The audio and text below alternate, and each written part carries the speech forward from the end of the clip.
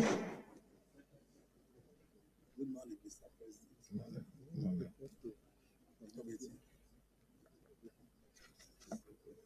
Accordingly, the President's correspondence is hereby referred to the Committee on Appropriation for necessary action.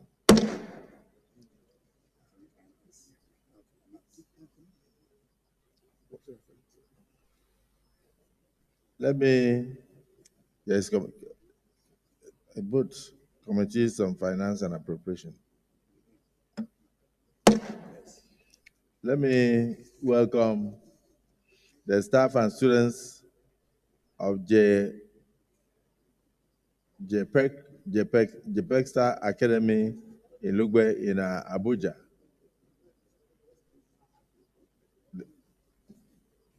And also the Corpus Forum of the Senate President State, Akwa Ibom State.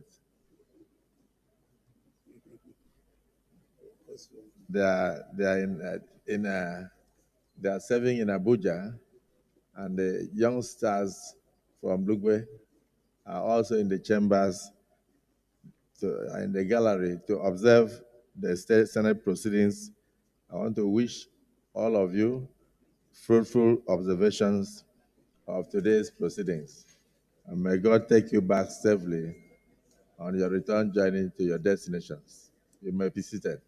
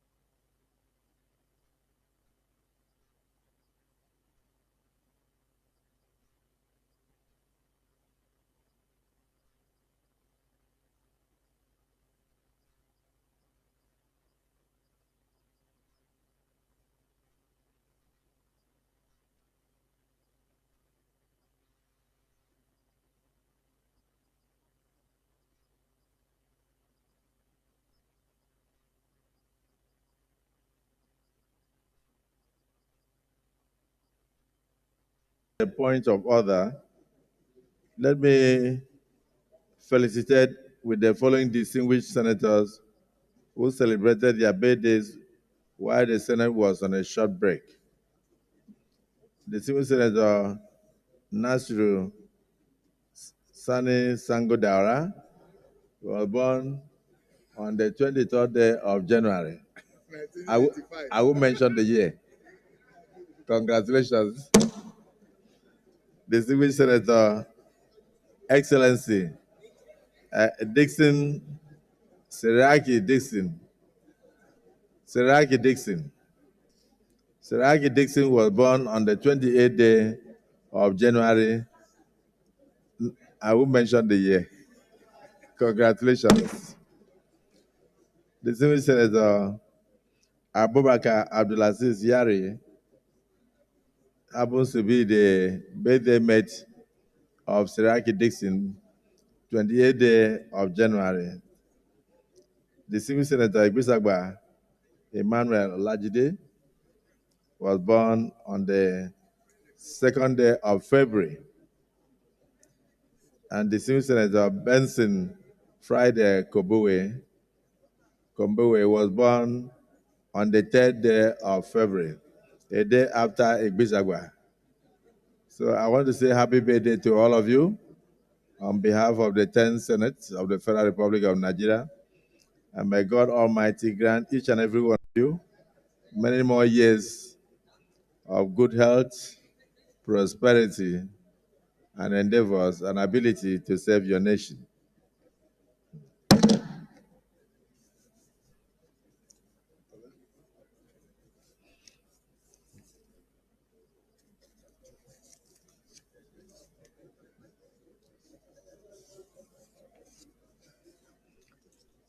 The family of late Lieutenant General Jeremiah Oseni has sent in a letter of transition.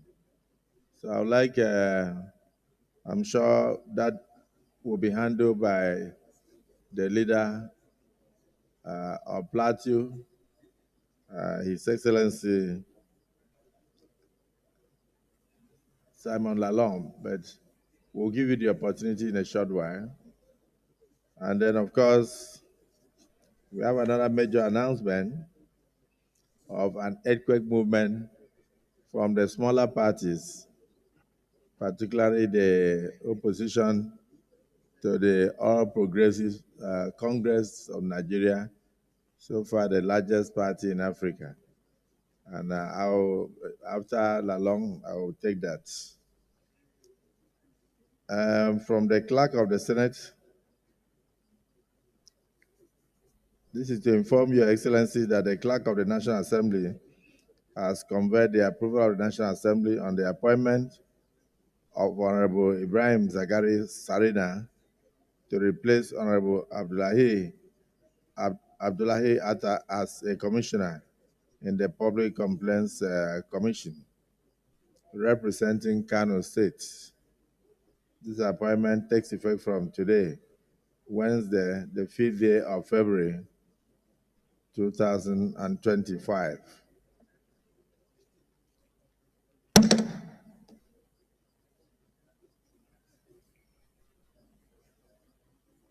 This is from the clerk of the Senate.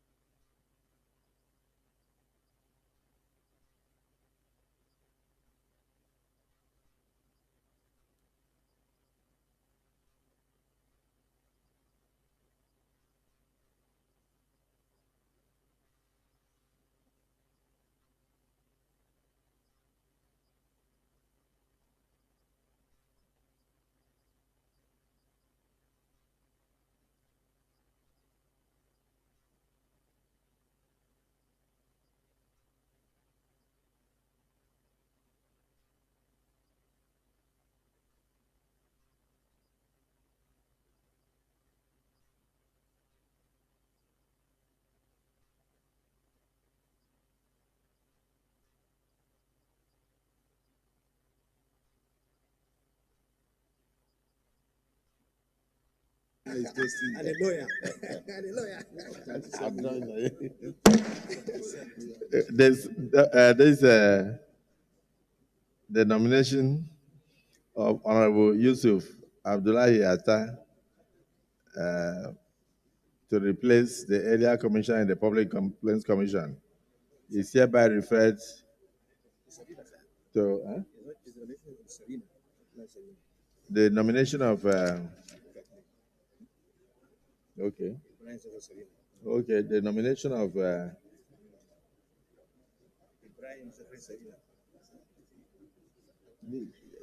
Kano is causing too much confusion.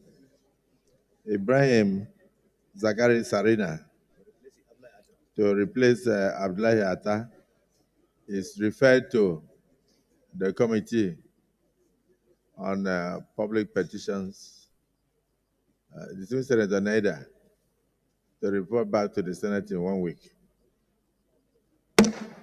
for clearance.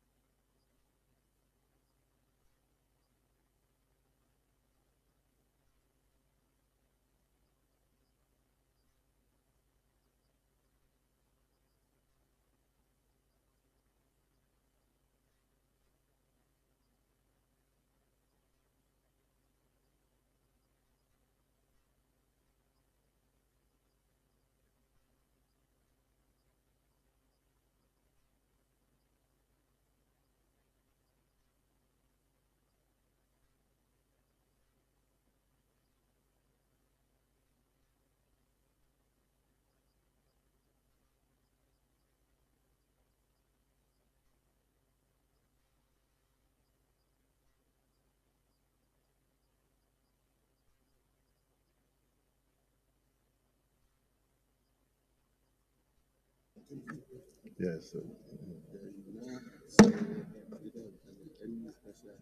Yes. Point of order. Point of order. Yes, sir. The Senator Simon Lalong. No, Oh, very important, sir. Mr. President of the Senate, distinguished senators, my name is Mohamed Tahir Momono. I represent Borno North Senatorial District. I want the Senate, and more particularly the Senate President, to invoke Order 24-2A, which clearly and unambiguously states the duties of the chief whip. And for the avoidance of doubt, I want to read that provision. It is the duty of the chief whip to maintain order and decorum in the Senate. The chief whip has observed that senators approach the president of the Senate to discuss a number of issues, and in the course of that not only distract the President of the Senate, but constitute a cog in the wheel of successful deliberations of the Senate, especially on Wednesdays when we are on live program. So I think it is better for senators to maintain decorum, not to approach the President of the Senate unless invited to be approached by the President of the Senate, so that we don't distract the proceedings of the Senate, and the proceedings of the Senate is going to be seamless.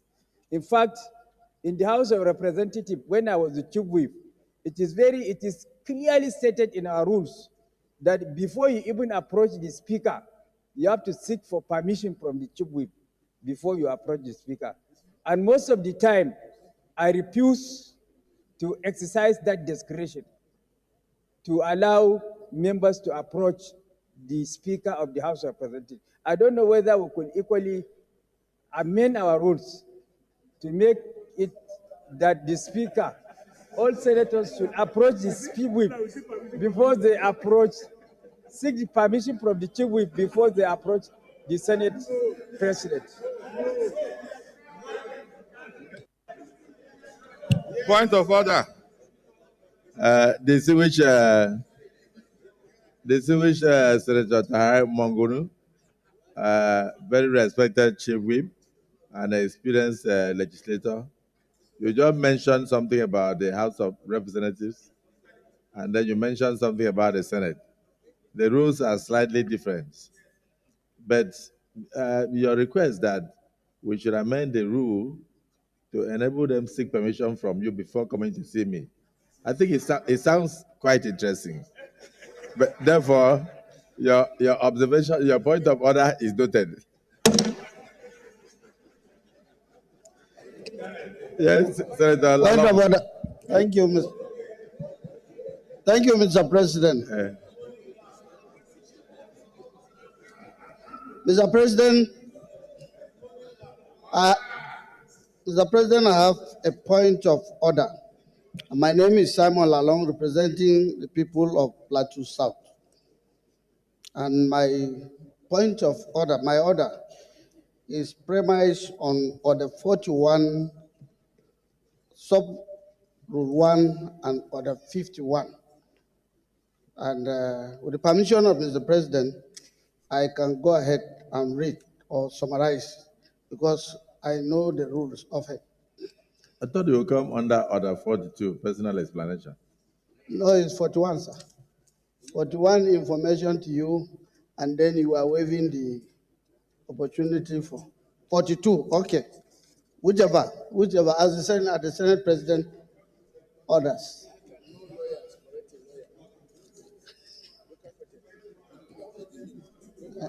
Huh?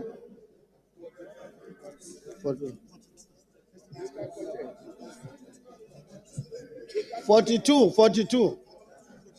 I take 42, Mr. President, sir. Thank you. So, yes. As Mr. President. Distinguished colleagues, yes. Under Order 42, the leave of the Senate must be sought. He has approached me, and in fact, he sent in a letter to inform me of the demise of late Lieutenant General Jeremiah Husseini, distinguished senator and general of the Nigerian Army, and he felt he should bring it up for the attention of the Senate so that we can do the needful. Is it the view of the Senate that he be allowed to proceed with the motion? Those in support say aye. Those against say nay. So you may go ahead. Yes, yes, sorry, the Senate leader has something. Mr. President and very distinguished colleagues, it's just to remind Mr. President of the second leg of the humble request by our colleague, distinguished Senator Simon Lalong. Mr. President, distinguished senators of the Federal Republic of Nigeria, it is not consistent with our rules at this point to stand up to ask for a suspension of our rules because we have not even commenced the business of the day. However, to the extent that our rules and the Constitution of the Federal Republic of Nigeria also grant us the liberty to regulate our activities, I will be employing our distinguished colleagues that distinguished Senator Lalong had requested that in view of the fact that there is no special valedictory session planned, and in further view of the fact that the person on whose demise is about to report was also a member of this hallowed chamber, and also the fact that he's only coming under personal explanation, which will be short, I will not call for debate. He has requested that members of his family who are around and about be allowed into the chamber while he moves his motion. And for us to be able to do this, yes, so in view of this, it is my opinion, one, and it is the candid opinion of His Excellency, the Deputy President of the Senate, that subject to your discretion and the discretion of our colleagues, it should not be Order 42. It should be Order 41 and 51, so that if there's any distinguished senator here who wants to say anything, you can keep it as short as possible. But one or two people who might want to say anything, who serve in this hallowed chamber with him, or who work with him either in the cabinet as minister or in whatever capacity, should be able to say one thing or the other in the presence of his family members. So, and Mr. President, let me also assure our colleagues that we have a very light order paper today. We don't have so much, because pending the time we pass our budget, we are trying to be mindful of what we put on the order paper so that members of our preparation committee can continue to do their work. So in view of all of this, Mr. President, please permit me to most humbly move for the suspension of our rules, specifically Order 12 on floor privileges, to allow strangers to come in. And I'll be specific. Members of the Senator Jerry Hussaini family are around. We also have some of our colleagues from the House of Reps and some other public officers who are around and about, that strangers be allowed in at this point. I so move, Mr. President. Thank you.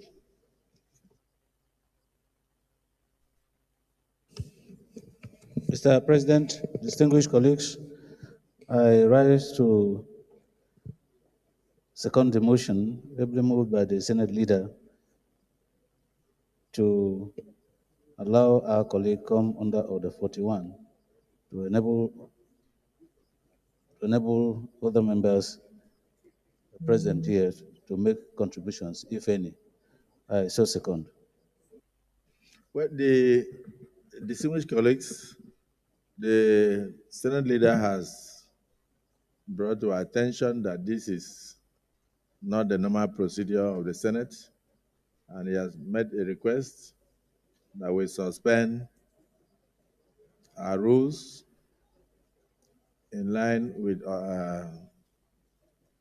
Order 1B, which allows us to regulate our activities, and thereafter allow the distinguished Senator Simon Lalong to proceed with the eulogy of our demised colleague, Senator Jeremiah Hussaini, Major General retired, and also allow his family members to come in. But we have other requests in that line. So I would rather put the question, one, is it the view of the Senate that we suspend our rules to allow strangers to approach the hallowed chamber of the Senate? If so,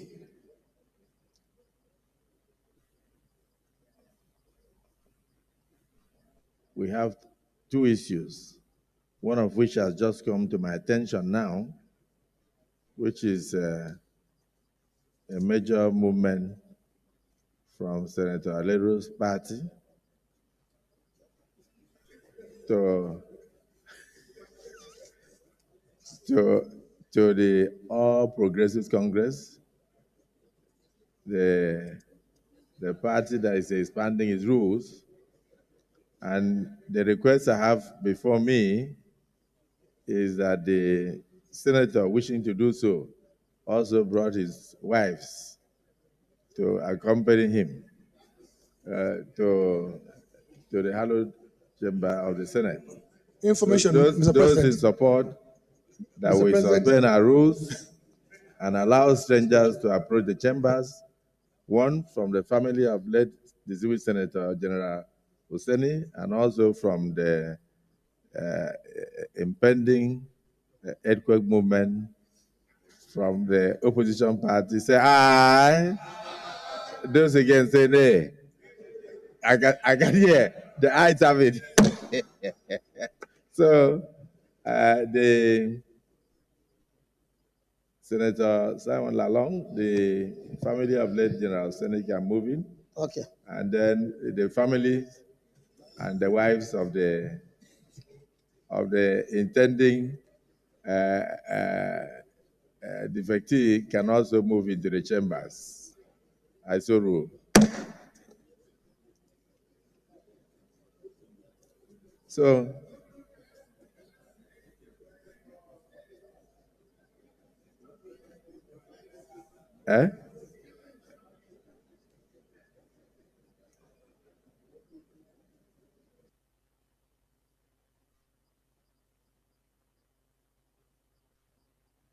this is an uncommon movement. Senator Lalong, please proceed and allow the family to come in. Thank you, Mr. President. And I also thank the leader for that modification. Mr. President, the order is as amended. And this order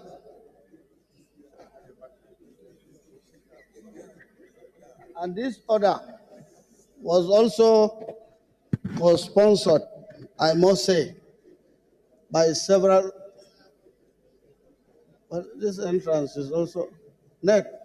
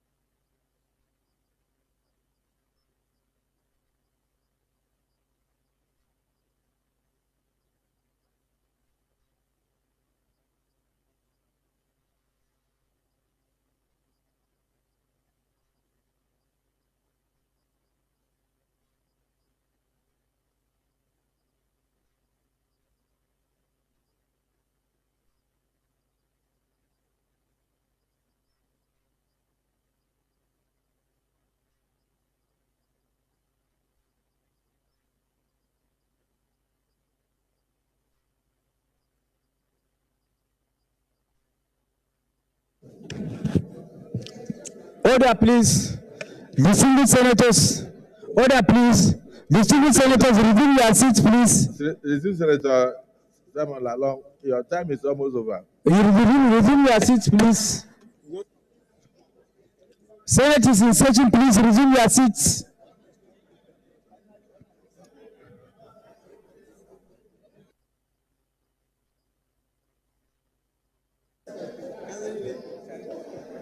Mr. President,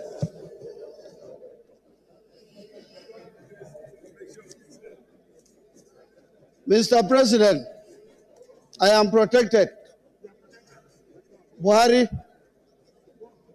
not the original Buhari.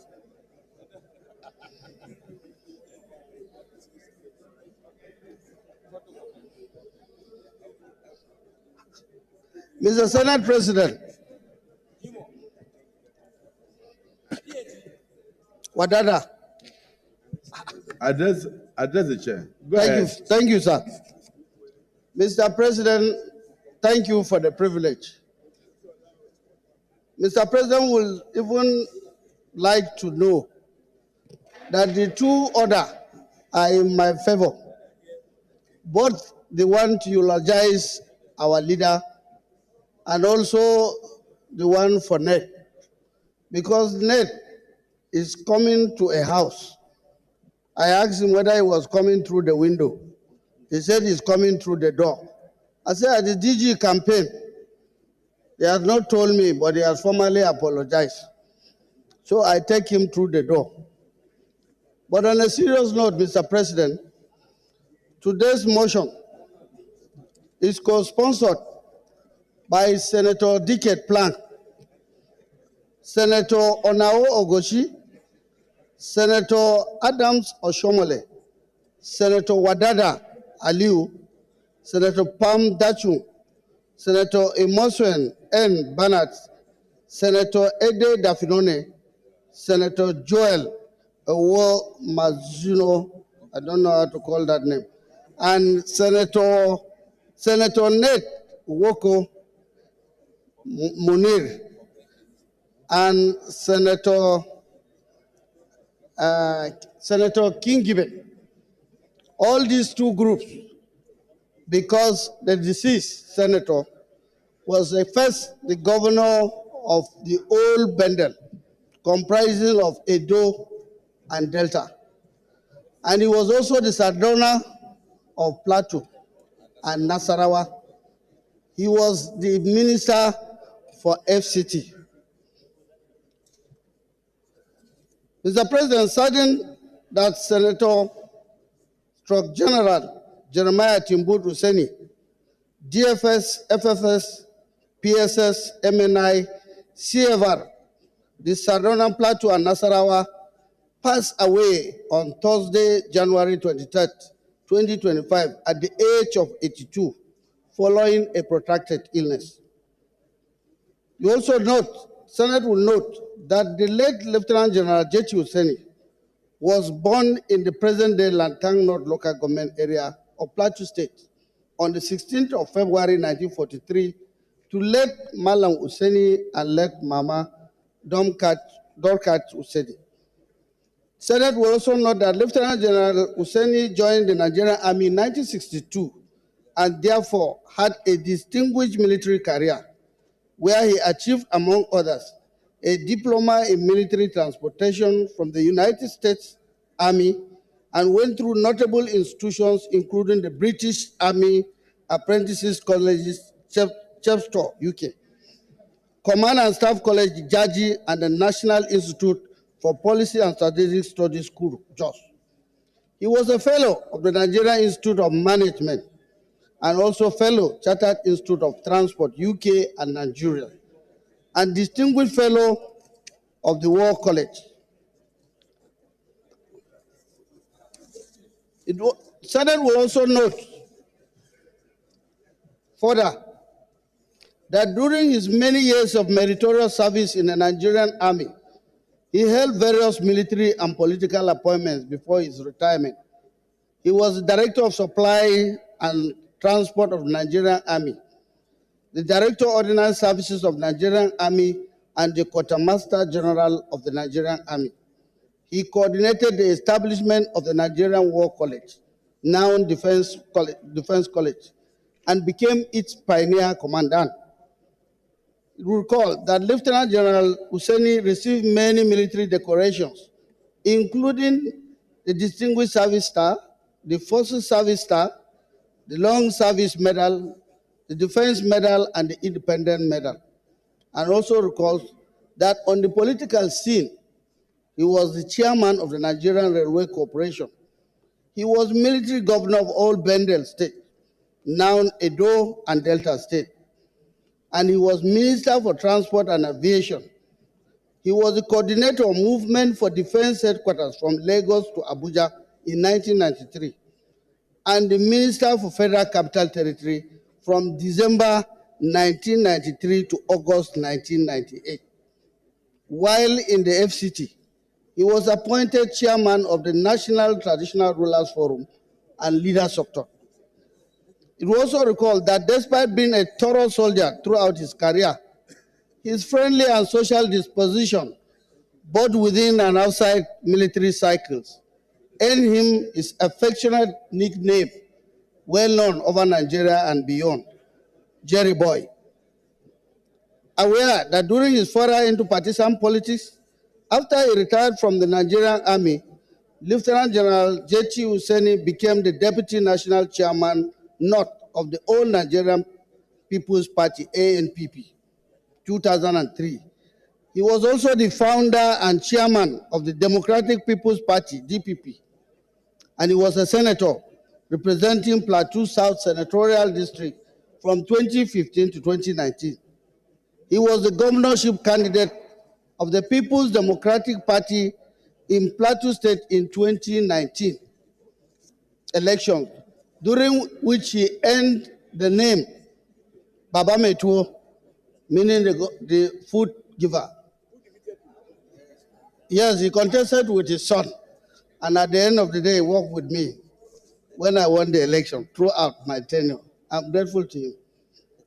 Aware also that late General Husseini held 4 doctorate degrees from 4 universities in Nigeria: Doctor of Law, Federal University of Technology, Owerri; Doctor of Letters, Bendel State University, Ekpoma, now Edo; Doctor of Technology, Federal University of Technology, Akure; and Doctor of Humanities, University of Jos. He was 2 times president of the Alumni Association of the National Institute for Policy and Strategic Studies, and until his death, he was the chancellor of the Taraba State University, Jalingo. Further aware that in 2011, he was conferred with the national honor of the Commander of the Federal Republic, CFR, that as a nationalist who had no boundaries, Lieutenant General Husseini earned numerous chieftaincies / traditional titles from various states of the Federation, including the Sardauna Plateau and Nasarawa State, the Marafan Lantan, the Emoloa One of Asaba, and so on. He also served as the chairman of the Board of Trustees of the Arewa Consultative Forum, a social, cultural, and pressure group covering the 19 northern states for 5 years. Convinced that late General Husseini, Dr. Husseini, Jeremiah Timbut Husseini, MNI, Sardauna Plateau, and Nasarawa State was an elder statesman whose philanthropy and contributions to peace and national development will undoubtedly be greatly missed by the Nigerian state. Accordingly, resolved: 1, to observe 1 minute silence in honor of late General Jeremiah Timbut Husseini, DSS, FSS, PSC, MNI, CFR, Sardauna Plateau, and Nasarawa State. 2, to urge the federal government, especially the Minister of the Federal Capital Territory, to revive the name of the Kado Housing Estate, to Jeremiah Timbut Husseini Housing Estate, as it was originally named. And 3, to send an official delegation to condole with the family of the late Senator Jeremiah Timbut Husseini, DSS, FSS, PSC, MNI, CFR, as well as the government and the people of Plateau State. Mr. President, distinguished senators, here in these chambers is his first daughter, who is also incidentally married to a former senator, Senator Bali, and all other siblings, children of Jeremiah Husseini and his grandchildren. It will also interest the Senate to know that Jeremiah started the building of this structure of the Federal of the Senate National Assembly, and so I stand with others who are going to contribute to move that we observe 1 minute silence and also urge the federal government to emulate him by renaming the Kado Estate. I so move, Mr. President, and thank you for the privilege.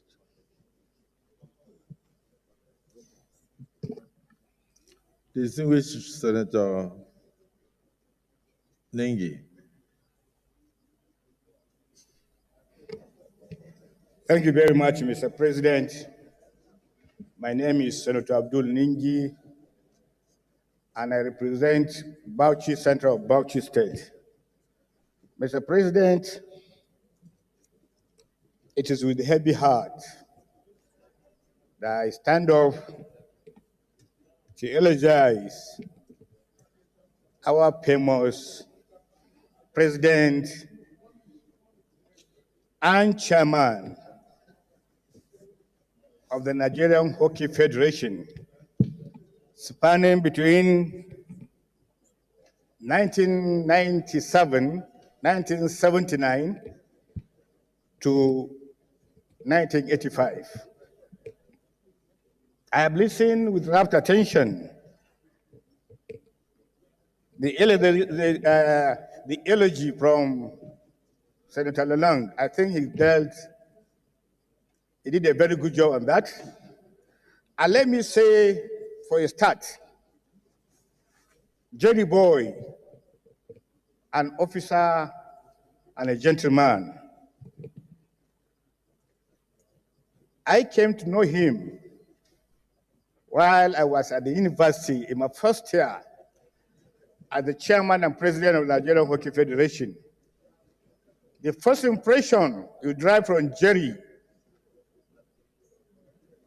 is that he is a detribalized Nigerian, a jolly good fellow. He hardly defines you by where you come from or defines you by your religion or defines you by your ethnicity. When you meet Jerry and you discuss with Jerry, you found an officer who becomes a politician and who has made it to the highest echelon of the Nigerian military. Jerry would have been a head of state in this country, but because it wasn't to be, also Jerry came to the Senate and did very, very, very wonderfully well, representing his people. Mr. President, at a given time, the Nigerian Hockey Federation, when I was a player, was looking for a way out, was looking for a life, was looking for a sponsor that will galvanize the Nigerian hockey as a sport. Jerry was there for 20 solid years. He was sponsoring Jeremiah Husseini National Hockey Competition, which became, at that time, the premier hockey championship in Nigeria. And it was courtesy of Jerry that Nigeria became the third ranked playing nation within the African continent, after Egypt, South Africa, and then Nigeria, and followed by Ghana and Kenya. So when Jerry left the scene, we were there as players. and we had no sponsor. Even as I'm standing here, except for Jerry, alleged General Eradua, we are still battling to find who will sponsor hockey. Now we have President of the Senate, Gosula Pabio, who made me the chairman of the Nigeria Senate Committee on Sport and has also promised he will take after Jerry and sponsor the national hockey competition. Mr. President, we thank you so much. Mr. President, when you lose a politician of late Jerry Hussaini's caliber, you are missing two very good things that the nation desires now: a bridge builder, somebody that can comfortably relate with anybody, whether you are a Muslim, whether you're a northerner, whether you're a southerner. For Jerry, you are all the same. And this is what you require for leaders of this country now. Unfortunately, people like Jerry are beginning to be missed, and they're beginning to be, very few of them remain now. I therefore, on my personal behalf, on behalf of my constituents, and of course, on behalf of the Nigerian hockey community and hockey community in diaspora, sincerely send my condolences to the family of Jerry. May his gentle soul rest in peace. We will miss him, we will miss him, we will miss him. Adieu, Jerry boy. Thank you, Mr. President. Thank you. I know you spoke on behalf of all of us, but let's give a few of our elders the opportunity to use 1 minute to add anything that could have been missing. Distinguished Deputy Senate President, after that, Senator Alero. Thank you, Mr. President. Barrow Jibrin Kadon North. Mr. President, permit me to begin by extending my condolences to the family of our former colleague, Senator Jeremiah Hussaini. My condolences also to this august Senate, because he was one of us. We're all here with him in the 8th Senate. My condolences also to the people of Plateau State, the Nigerian military, and indeed the entire country. Jeremiah Hussaini rose from an ordinary soldier to become a lieutenant general, where he did very well to defend the territorial integrity of this nation. He was a very, very fine soldier. After he served in various capacities as a soldier, as a general, he made a foray into politics, where he did very, very well. And it's true that he became a senator here. We're all with him here. And he did very well as a senator.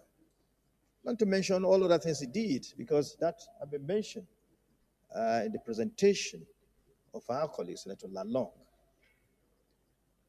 He did all he could to promote unity in this country, to provide security to our people, to provide good leadership. Mr. President, we don't have time. I would like to say more, and more.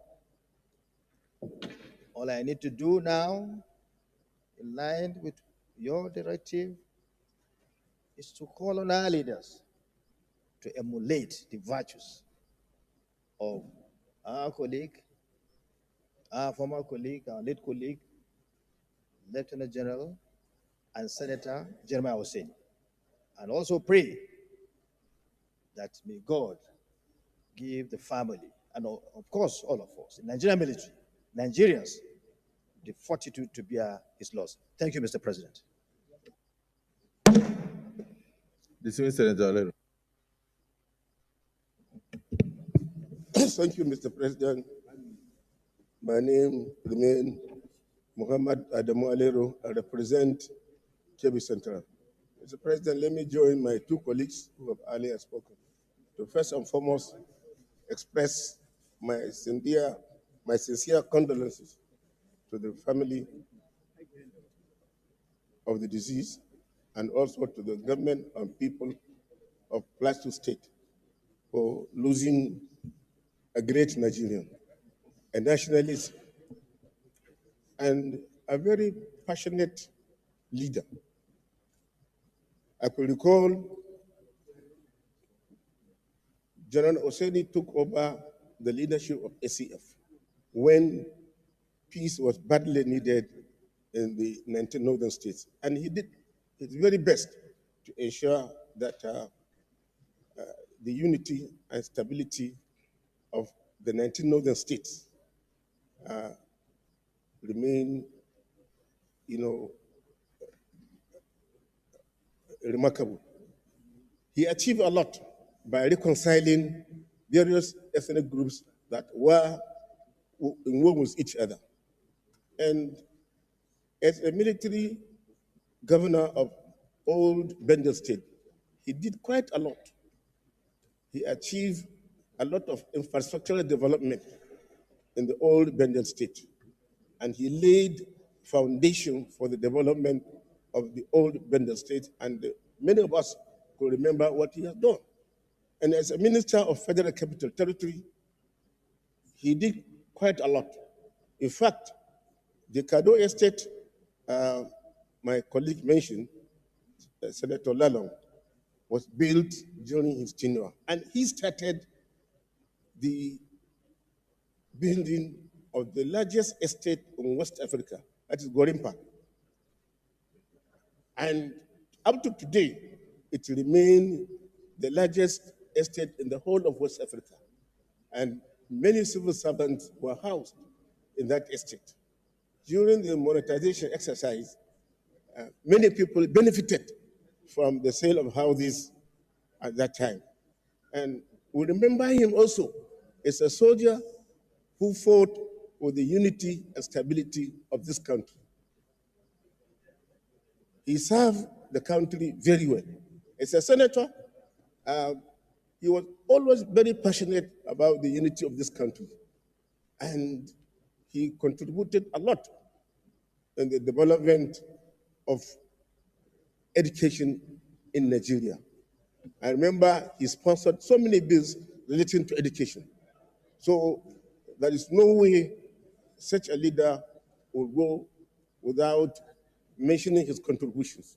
Mr. President, in addition to what he did, he also formed the National Council of Traditional Rulers, which today remain the main body of traditional rulers in the country that unites both Christian, Muslims, people from different ethnic groups to come together and discuss on how we can maintain peace in Nigeria. And up to today, they relate very well with the government and give advice on how peace will be sustained in Nigeria. So we will miss General Hosseini, we will miss him, and we pray the Almighty God will grant his family the fortitude to bear this irreplaceable loss. And we pray that the Almighty God will also make him rest in perfect peace. Thank you. Thank you. Distinguished Senator Alero was also a one-time minister of the Federal Capital Territory. And in his eulogy, he has highlighted the achievements of our demised Lieutenant General Jeremiah Oseni. I do know I'm particularly impressed with the fact that he conceived not just and built not just Kado Estate, but also the largest estate in the whole of West Africa. That is the Kwarimpa estate. So I think a lot of people are not aware of that. And not just his exploits in the army. So in totality, wherever he found himself, he met serious inputs. Let me hear also from a few of his constituents who were close to him at the home front. The senior Senator Plank. The President of the Senate our leader, distinguished colleagues, I am Senator Dicket Plang, Senator representing Plateau Central. President of the Senate and my colleagues, I rise to support in its totality what my leader earlier said about our beloved father, Senator Lieutenant General Jerry Husseini. Your Excellency and my colleagues, in 1985, I went to Form 1 in Boys Secondary School, Gindri. From 1985, I went to Form 1. From a rural village, and coincidentally, a missionary school, and coincidentally, the first child of J.T. Husseini was my classmate in Gindri. We went to Form 1 together.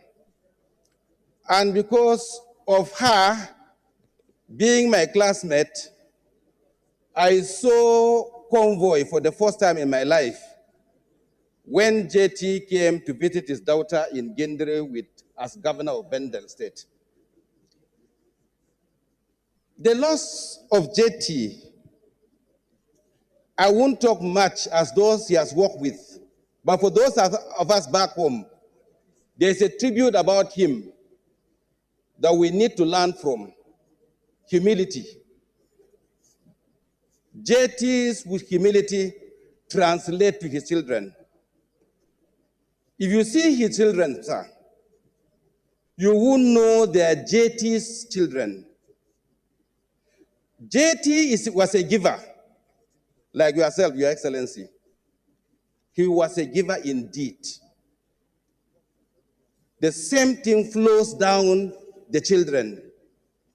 The first daughter seated there was my classmate. There are so many of our classmates that economically she has emancipated. You won't know that she's JT's daughter. He is able to translate his humility down to his children and his family. And I think it's a tribute that we would need to learn. I do know that the people of Plateau,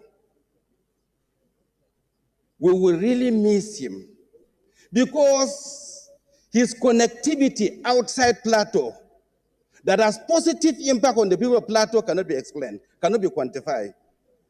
But again, we thank you all of you, for what you are saying about our father, which is very true, particularly those that we do not even know. My wish is that the prayers and any other additional prayer that will be said as regards General J.T. Husseini will find favor before all of us. Because good deeds, when they are well rewarded, it encourages the living to leave behind what tomorrow they will be remembered for. May God Almighty, maker of heaven and earth, grant him a peaceful rest and grant the family and all of us the fortitude to bear this irreparable loss. I thank you. Distinguished Senator Victor Ume, we are moving from zone to zone. Thank you, my distinguished Senate President, distinguished colleagues. Relations of our late brother, Senator Jeremiah Husseini. My name is Senator Victor Ume, OFR. I represent the people of Anambra Central Senatorial District. Thank you, Mr. President, for recognizing me because I was itching to say something about Senator Jeremiah Husseini. In the 8th Senate, Jerry Husseini sat in front of me, well behind there, and I sat directly behind him in all the plenaries. And what interested me so much about him was his quiet mien. He will be in the chamber very quiet. He will come on time, he will sit very quiet. And when it became necessary for him to speak, he would want to speak. And I was imagining, because I knew him as a very top military brass during the Abacha days. So when he came to this chamber, he caught that very quiet man as a gentleman, very orderly and disciplined. There was a motion he brought here one day when the killings were so much happening in the plateau. He read that motion, complained about the massacre of some people because he represented Plateau South. I raised my hand, I was recognized. The way I spoke to condemn the killings, Senator Useni was turning always to look at me at the back to be sure that I was the one speaking, And after that, we became very good friends, very close friends. We went to Plateau as a delegation on behalf of this Senate when Senator John Shagaya died. He played host to us in Plateau. When we got there, he was waiting for us and received the delegation from this Senate, took us to his house, fed all of us very well, and then took us to the government house where we registered our condolences to Plateau State people, to the governor of the state. The governor wasn't there, but the speaker of the State House of Assembly received us. The general is just a military appellation. Jerry Useni was a humanist, very kind, very accommodating. He will listen to you no matter what it is, So he caught that impression of a man who was very kind to people who were around him. The way he mourned our late colleague, Senator John Shagaya, who died not was in the 8th Senate. He had served previously, but we went because he was a former senator, just like we're talking about him today. He said so much about John Shagaya, and when he received us and when we were leaving, he prayed for us to arrive this Abuja back safely, and we got back. Unfortunately for us, that weekend that we returned from Jos, one of our colleagues from Katsina, who was in that delegation, a young senator, died in the morning. We woke up to hear of his death on a Saturday morning. And that was his last outing, that senator, on that trip. So the shock never left me. I always remember Senator Jeremiah Useni. And now that he has died, let us also know that everybody will die. I want the family to be consoled that they had a father, a man who made friends with everybody in Nigeria.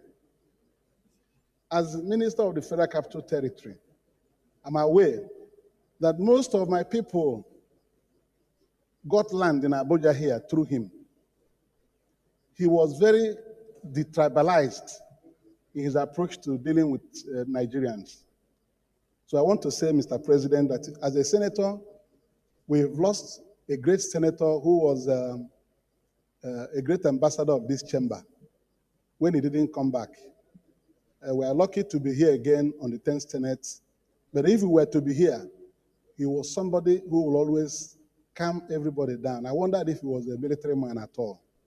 So for his kindness and the life he lived, I join in praying that Almighty God will receive the soul in his paradise and remember the great things he did for people, his acts of mercy and kindness to others, so that his soul will rest in perfect peace. Thank you for giving me the opportunity. Having spoken about him now, my mind is at rest. Thank you, Mr. President. Thank you. I didn't want to marginalize Ndigo.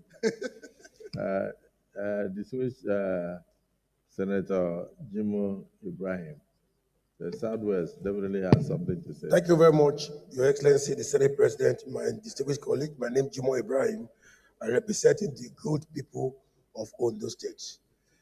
I will not speak much, and I will not speak English language, because the late Jerry was the best loyal man that you can find around in Nigeria, a very loyal military officer. And as a security person, I would probably want to remind his soul of what is used to Mr. Senate President in his lifetime. And I think that is the area where I will be talking this, be my tribute to him. One thing we know about him is the fact that he was such a very loyal officer, particularly during the time that he served. And we can also say may his soul rest in perfect peace. But beyond that, it's the fact that the man had come and made contribution to the humanity. And we are all appreciative of his effort. To the family left behind, I want you to know that we are celebrating him. It's a life that called for celebration, where you have impact on humanity, and we must celebrate church fellow. So his departure is well made. And we in the State Senate, we don't have any regret beyond the human moral feeling of the body that we felt that, oh, which is still around. Otherwise, it's a departure well made. For throughout his years in the military, I'm sure his soul is here now, Mr. Senate President. He will be used to languages such as Alpha, Bravo, Alpha, which is the real Oga, Bravo, Charlie, Echo, Delta, Romeo, Zulu, and all that. These are the military languages that we're used to and was proud of in his lifetime. Mr. Senate President, our own uncommon Senate President, serial patriots, I want to thank you very much. And I want to forgive me this opportunity to make my contribution. All I want to say, the last word, is may his soul rest in perfect peace. And that is Romeo Indian portraits to our own Jerry Husseini. Thank you, sir. Let me inform the family of Lieutenant General Husseini that the last speaker is the only Nigerian so far who has PhD in warfare. And so that is why when you hear him from Spanish to French and then back to Plateau language. So thank you for Professor of War. Thank you.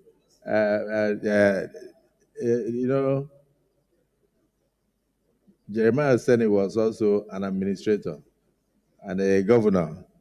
So my brother, distinguished Senator Governor Ojus Okalo, you may have a minute to say something.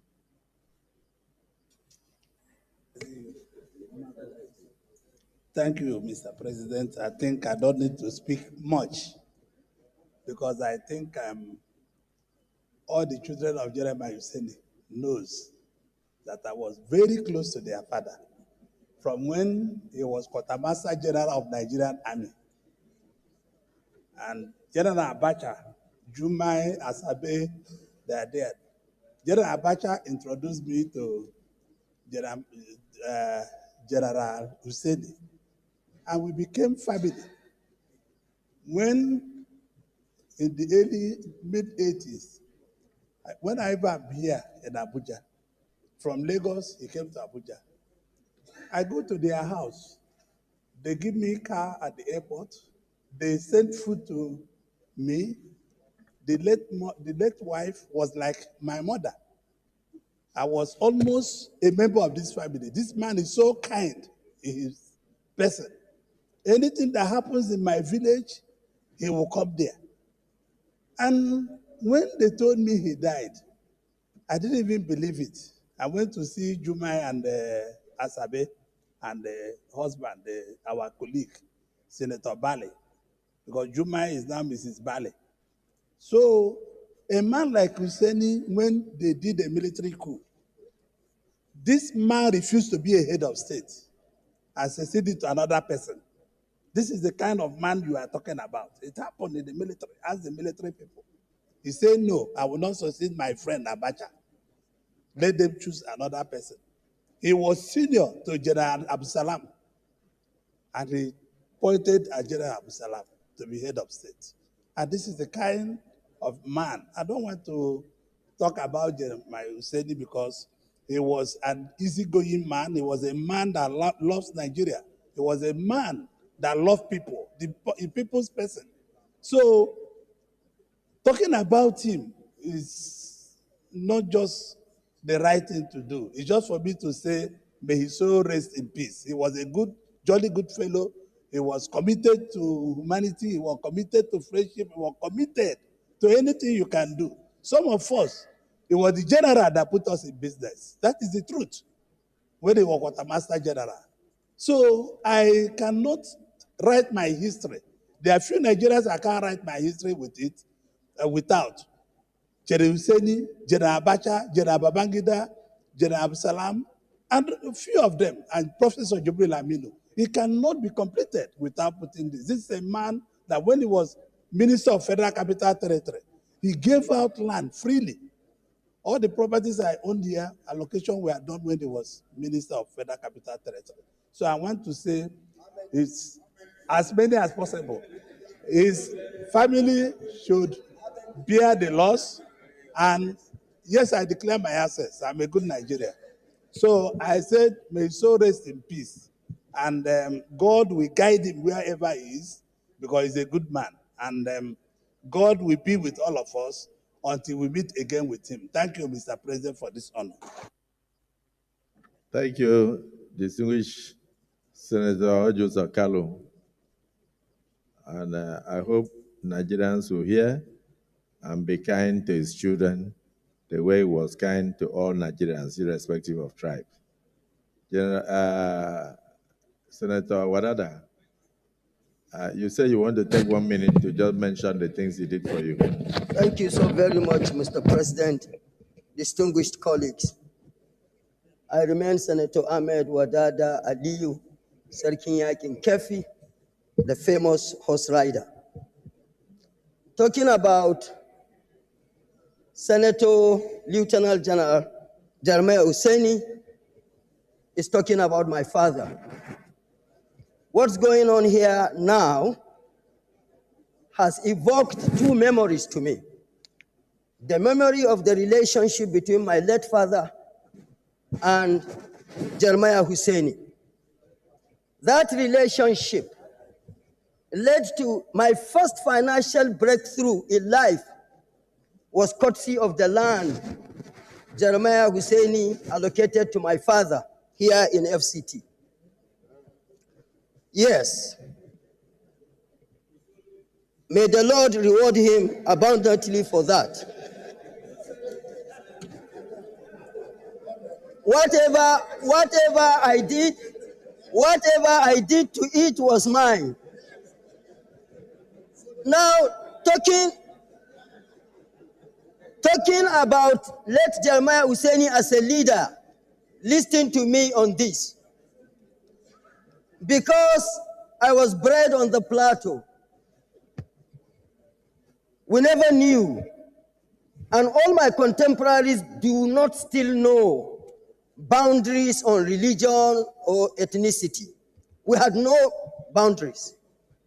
So when the period of, crisis was on the plateau, I felt, because I knew as a growing up child in Jos, polo was one of the vehicles that united Nigerians, because everybody from across the country used to go for Jos polo. It was called Umuram polo, that is lesser Hajj polo, because everybody, Nigerians living abroad, will come to Jos Christmas Day. Jos tournament usually commences from Boxing Day and ends on the 2nd of January.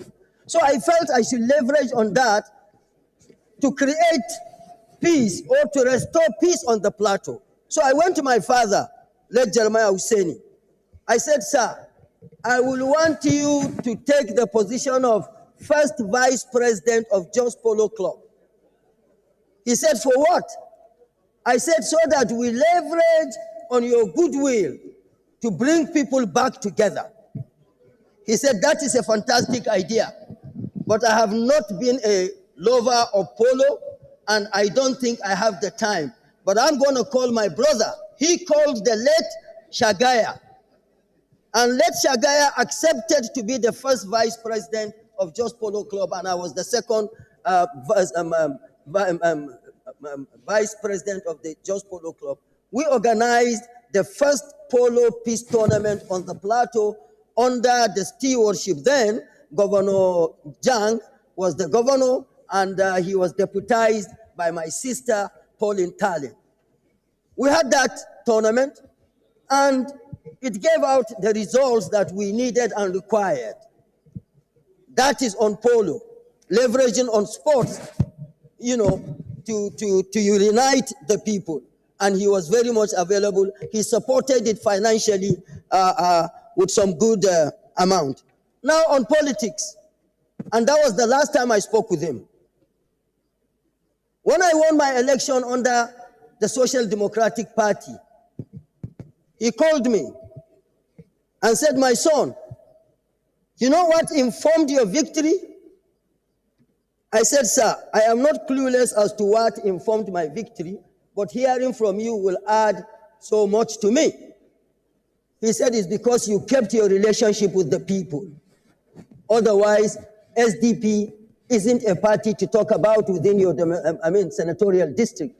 But for you to have kept your relationship with the people, which informed your victory, make sure no matter what happens, you remain with the people."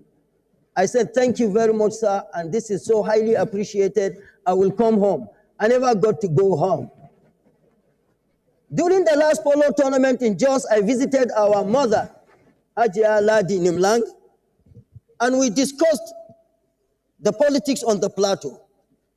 I said, "I haven't been able to see my father, but since I have seen you, let's do whatever we can to bring these parties or these groups, two groups together for the good of the plateau. Because whatever is good for plateau is good for Nasarawa, is good for Benue, is good by extension for Kogi, Kwara, Niger, and the rest of the country." I wouldn't have much more to say. I will end it with prayers that for the Lord. But before I go to the prayers, we've heard all the good things people have said about late Jeremiah Husseini. And the Bible says, when the righteous lead, the people rejoice. We are all leaders by our own right. We must try to be righteous so that the people we lead will rejoice. I pray the Lord rewards the late Senator Lieutenant General Jeremiah Husseini for the life he lived. Thank you. The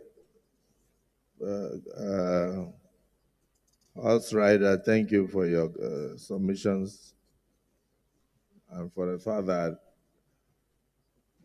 well, as a labor unionist, I'm sure Senator Adams Oshimole will want to round off so that I will know whether you fought him when he was Minister of FCT. Mr. President, I really do want to thank you. Everybody has spoken. Is there anything extra? Is there something you would like to add? Huh? Because of time. Because of time. So please. Mr. President, I really want to thank you for the privilege of allowing me to add to all the things that have been said by those who, at one time or the other, interacted or were impacted upon positively by the actions of our departed elder statesman. Professor, I am from Edo State, which is was part of Bende State, and General Husseini was our military governor. In those days when some soldiers, if you write a bad story on their bad day, they can get your head shaven.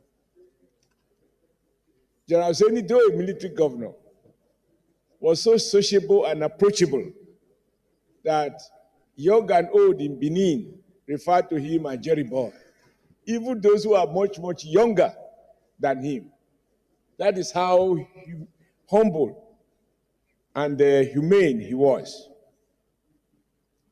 I'm sure I speak the mind of people from Bender State that General Seni did his best to strengthen the foundation of the development of the then Bender State.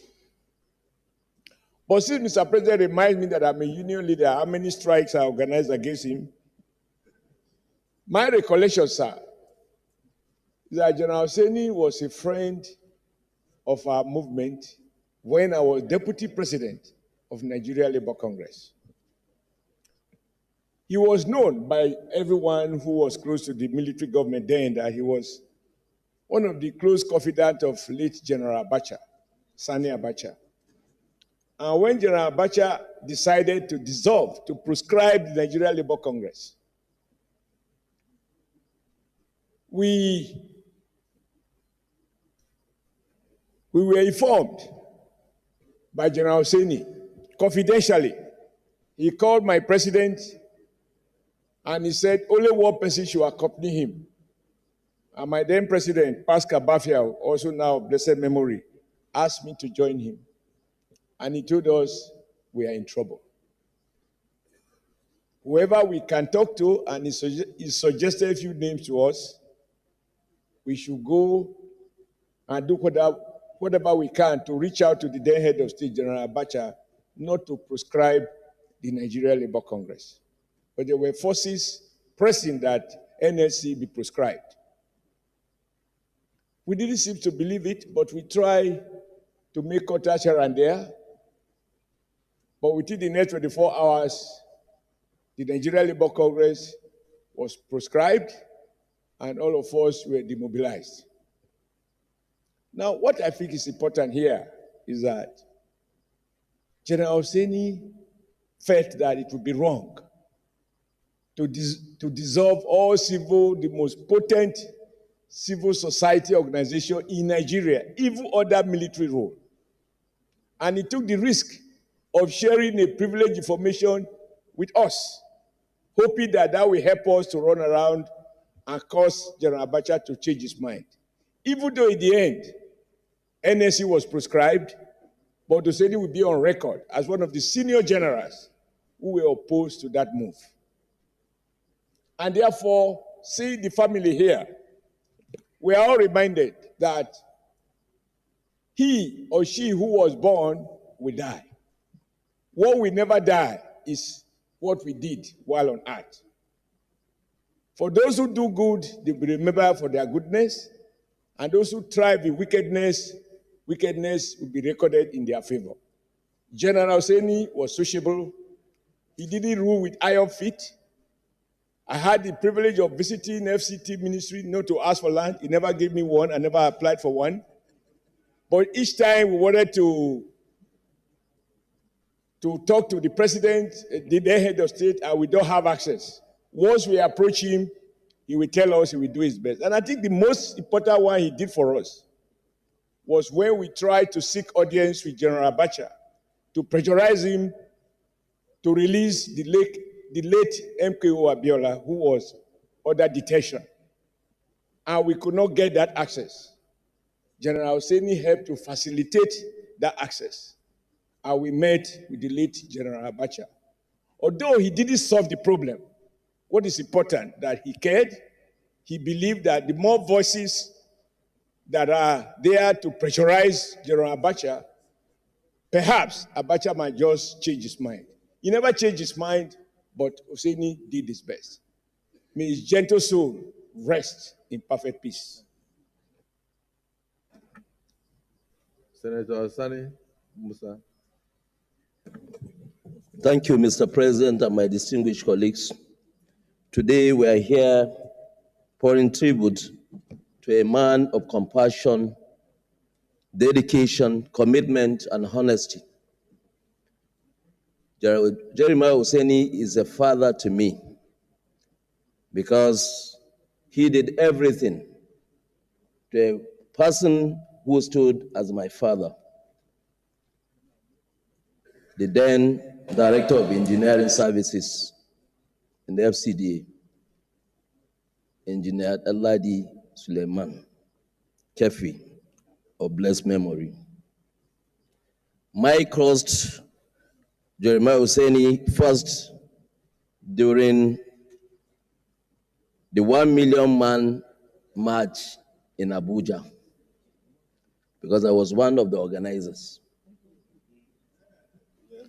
And I can say it loud, the interest of Nigeria then was paramount before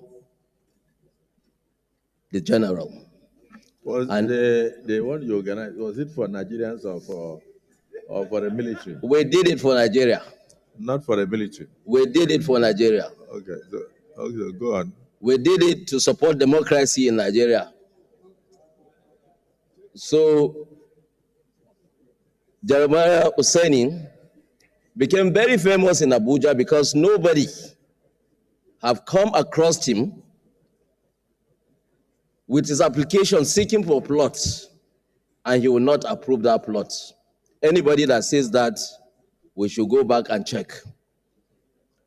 2, His Excellency, the late Jeremiah Husseini, name cannot, any history of Abuja cannot be made without putting his name and the imprint of this FCT and Nigeria, because most of the developments you see today were also propelled by late Jeremiah Husseini. And I will recall again, during my wedding in Kefi, Jeremiah Husseini was the chairman, and cameramen were pouring in because they said they want to have a glimpse of Jerry Boy. So they kept flashing, and he said to one of his security details, "Get me one of those cameramen." Open the camera, and those days it's not digital camera, it's a camera that you put film. So by the time they opened the camera, there was no film inside, it was only the flash. He said, "I told you." And everybody now cheered, just to tell you how humble, how his humility is. And he makes everybody laugh at that occasion. Believe me, Your Excellency, if we have leaders that have the foresight, the mind and thinking of people like Jeremiah Husseini, there will be no problem, there will be no trouble in this country, because he loved peace and he's for peace. I heard what His Excellency, the Deputy Senate President, is saying. Jeremiah Husseini is more progressive than some people that claim to be progressive, because he believed in Nigeria, he stood to fight for Nigeria, for the unity of this country, and that is undisputable. As a military man, as a politician, as a philanthropist, he has played his own part, and history will remain very kind to Jeremiah Husseini. May his soul rest in perfect peace. Well, I suspected that the distinguished Senator Sani Musa had a confession to make. And that was the reason why he kept raising his hand. And distinguished colleagues, you can now know that the SSS will have to question him on his role under the Association for Better Nigeria. Because the 1 million man march was under the ABN, Association for Better Nigeria, in favor of General Abacha. So it's time now for him to be questioned on his role during the military era. But we acknowledge that you did it very well. So thank you for your contributions. Now, the minority leader of the Senate, you are raising your hand. We have only 30 seconds. We have done very well. We've done justice to the soul. Thank you very much. Of late General. Thank you, Mr. President.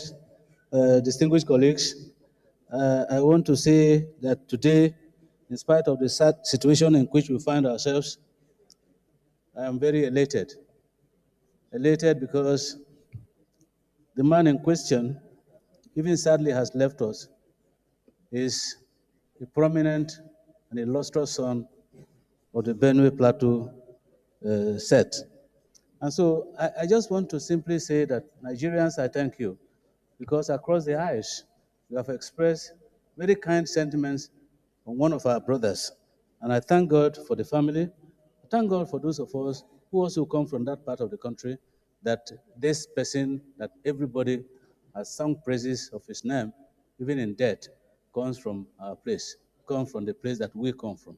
And for the family, I want you to be consoled by the fact that your father, your husband, your in-laws and relatives has lived a very impactful life. For us as human beings, we would have loved very much that our loved ones lived with us to eternity. But God has configured for all of us our own times, the time that we are born and the time that we die. And I want to say this finally, according to Shakespeare, no comments are heard when beggars die, but even the heavens themselves blaze forth the death of princes. I wish him a peaceful rest in the bosom of the Lord. Welcome. Thank you very much, Mr. President. Well, with that, we thank our brother, distinguished Senator Simon Lalong, for bringing this motion of urgent national importance on the demise of Lieutenant General Jeremiah Oseni, a distinguished patriot, a distinguished nationalist, and of course, a senator of the Federal Republic of Nigeria. I want to also use this opportunity to thank the family for coming along to the hallowed chambers. This is where your father served, and this is where he met his friends. This is the elite club. They say the most elite club in the world happens to be the Senate. So your father also belongs here. I know he belonged to the military, he belonged to the administrative class, he belonged to the governorship class, he belongs to the ministerial class, everything you can think of. I had the opportunity of working closely with him in the 8th Senate of the Federal Republic of Nigeria, where I was the minority leader. And even at his age, he used to refer to me as his leader. And so I can attest to the humility he displayed. And I have no doubt that God will give you the enablement to bear this irreparable loss. May his gentle soul also rest in perfect peace. So we go to the prayers. Prayer 1, observe 1 minute silence in honor of late Senator Lieutenant General Jeremiah Oseni, DSS, FSS, PSC, MNI, CFR, Southern Plateau, and Nasarawa states. Those in support of prayer 1 say aye. Those against say nay. The ayes have it. Prayer 2, urge the federal government, especially the minister of the Federal Capital Territory, to revive the name of Kado Housing Estate, to Jeremiah Oseni Housing Estate, as it was originally named. Those in favor of prayer 2 say aye. Those against say nay. The ayes have it. Prayer 3, send an official delegation to attend the burial obsequies and then also condole with the family of late Senator Jeremiah Oseni, as well as the government and the good people of Plateau State. I will say that we have already condoled with the family. What will remain now will be the good people of Plateau State and for us to attend the final interment. So we'll have a committee to do that. Those in favor of prayer 3 as amended say aye. Those against say nay. The ayes have it. May we now observe 1 minute silence in his honor.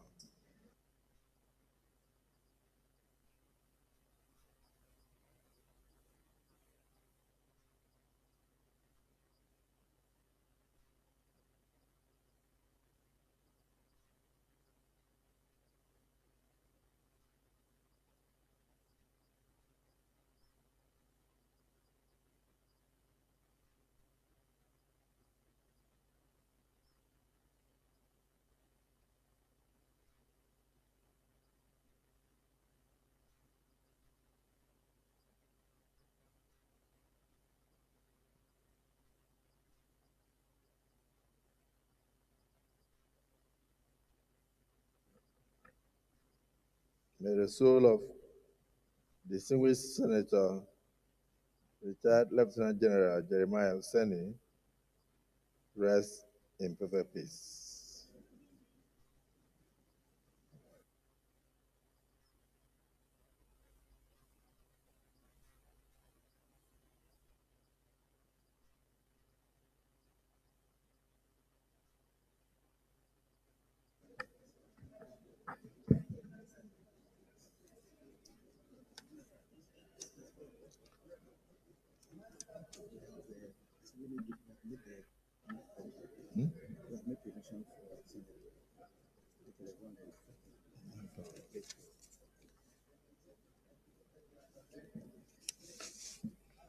While the chambers remains open for strangers to step in, I want to quickly read notice of departure from the People's Democratic Party, PDP, to the All Progressives Congress, APC. I write to formally inform you, distinguished Senate Presidents and distinguished Senators, of my decision to resign and hereby resign my membership from the People's Democratic Party, PDP, and consequently join the All Progressives Congress, APC. This decision was not made lightly, but rather after deep reflection and extensive consultations with my constituents and political associates.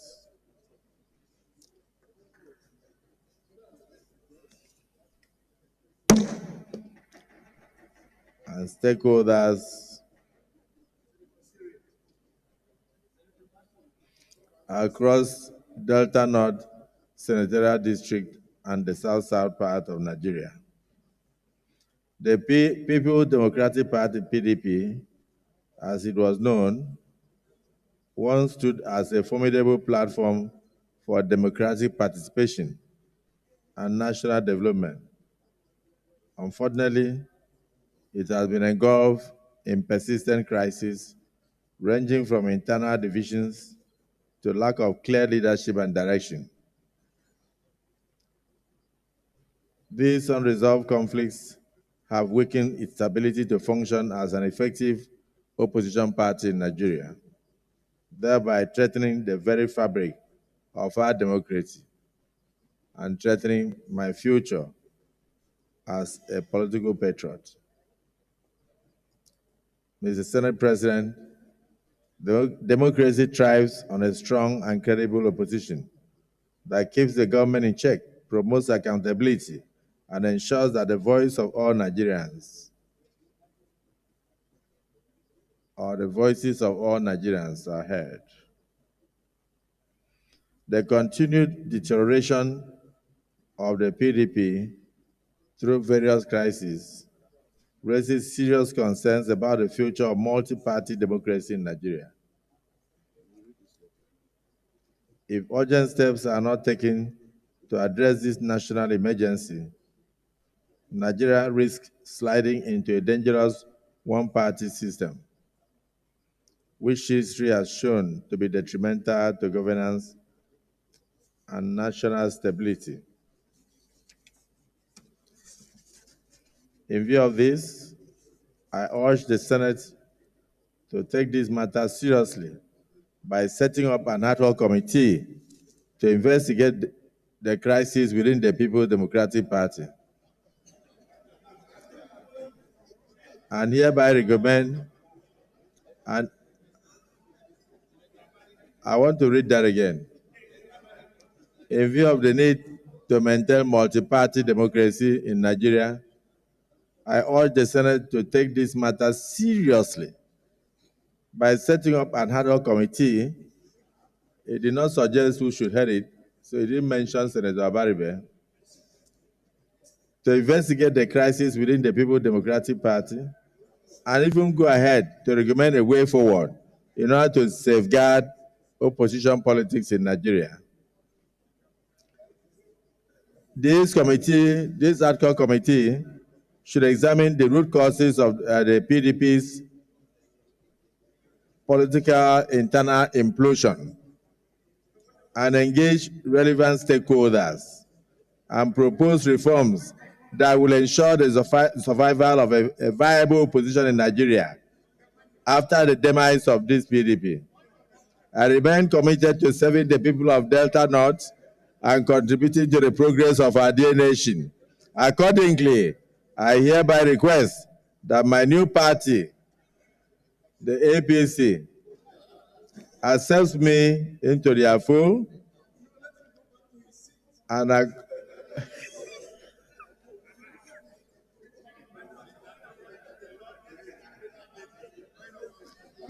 urge the Senate to reflect my further stay in these chambers as a full-fledged member of the All Progressives Congress.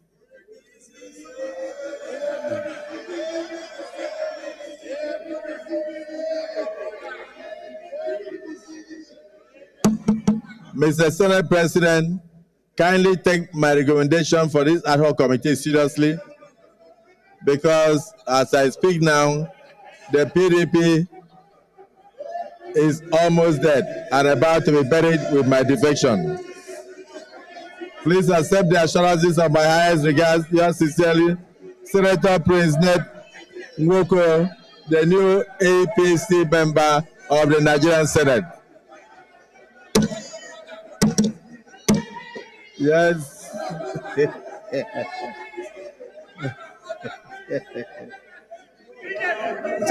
The civil senator, Ned Nwoko. Constitutional point of order. The Deputy Senate President. Point of order. Deputy Senate President, you may wish. You may wish. The civil senator. Hey, leader. Leader. Leader. The civil senator.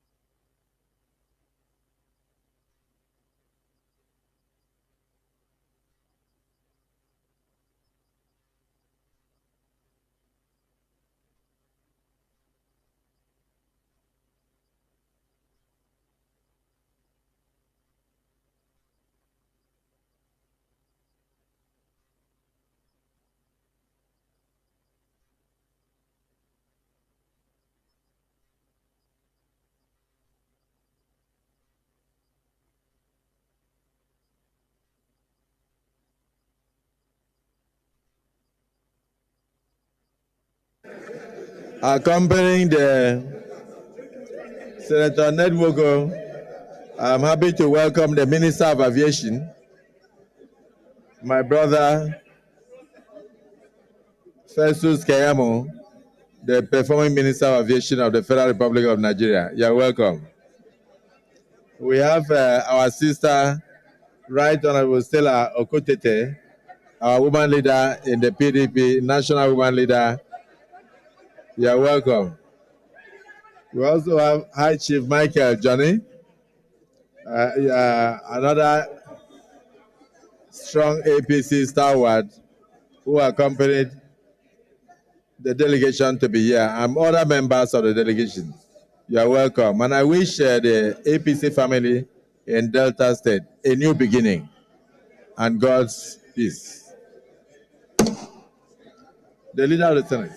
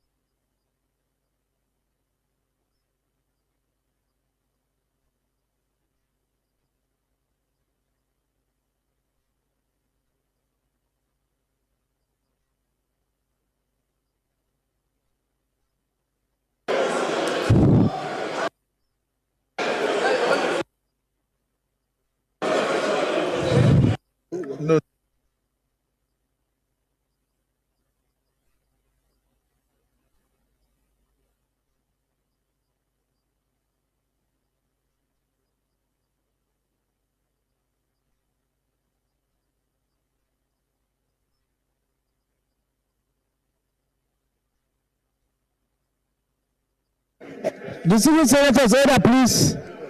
Order please.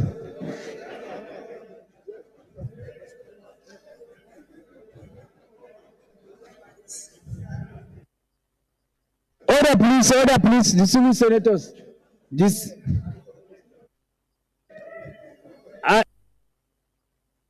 to exit seamlessly. Allow our guests to exit seamlessly. It's our guests that allow our guests to exit seamlessly. Order please. Senator Padamsi.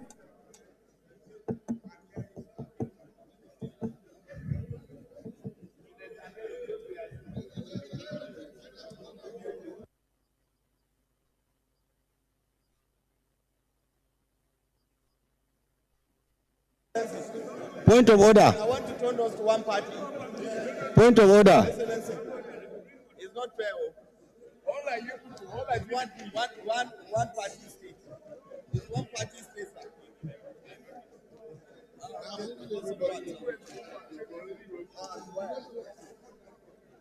Point of order.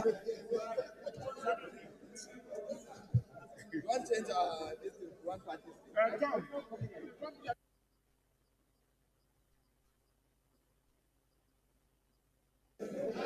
Point of order.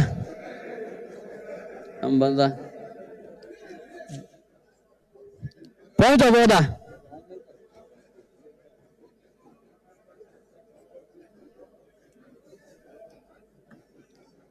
Leader of the Senate, please. Point of order. Point of order. Who is on point of order, please? Huh? Yes. Point please, of order. Hold on. Let us restore the sanctity of the chambers. Okay. Mr. President, very distinguished colleagues, I stand to move that orders 38 and 12 of our rules that were earlier suspended be now restored. I so move, Mr. President. Minority Leader.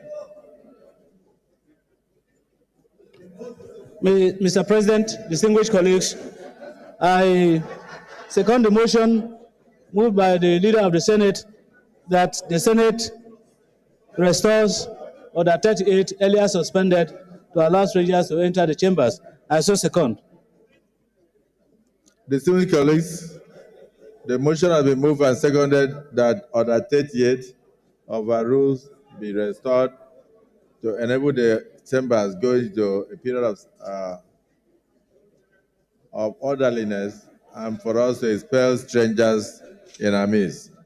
Those in support that strangers should be allowed to leave the chambers for us to continue with our day's business, say aye. Those again say nay. The ayes have it. Point of order. Yes, the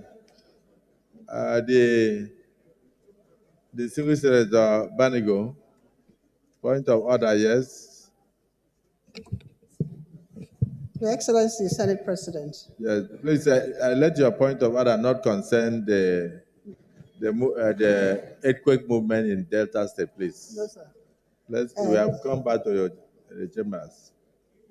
Distinguished senators, I rise on order of urgent public importance under Order 41 and 51 in respect of the fire outbreak that took place in the oil spillage at Bukuma in Degema local government area. I so submit, Your Excellency. Did we record fatalities? Yes, sir. Okay, distinguished colleague, she mentioned this issue to me, and now that she has moved it and we are already out of the Order 41-51, is it the view of the Senate that she be allowed to bring this up as a proper motion on the next legislative day? Those in support say aye. Those against say nay. The ayes have it. So you may bring it up on our next date of sitting. Yes, Point of order. Between Senator Shehu.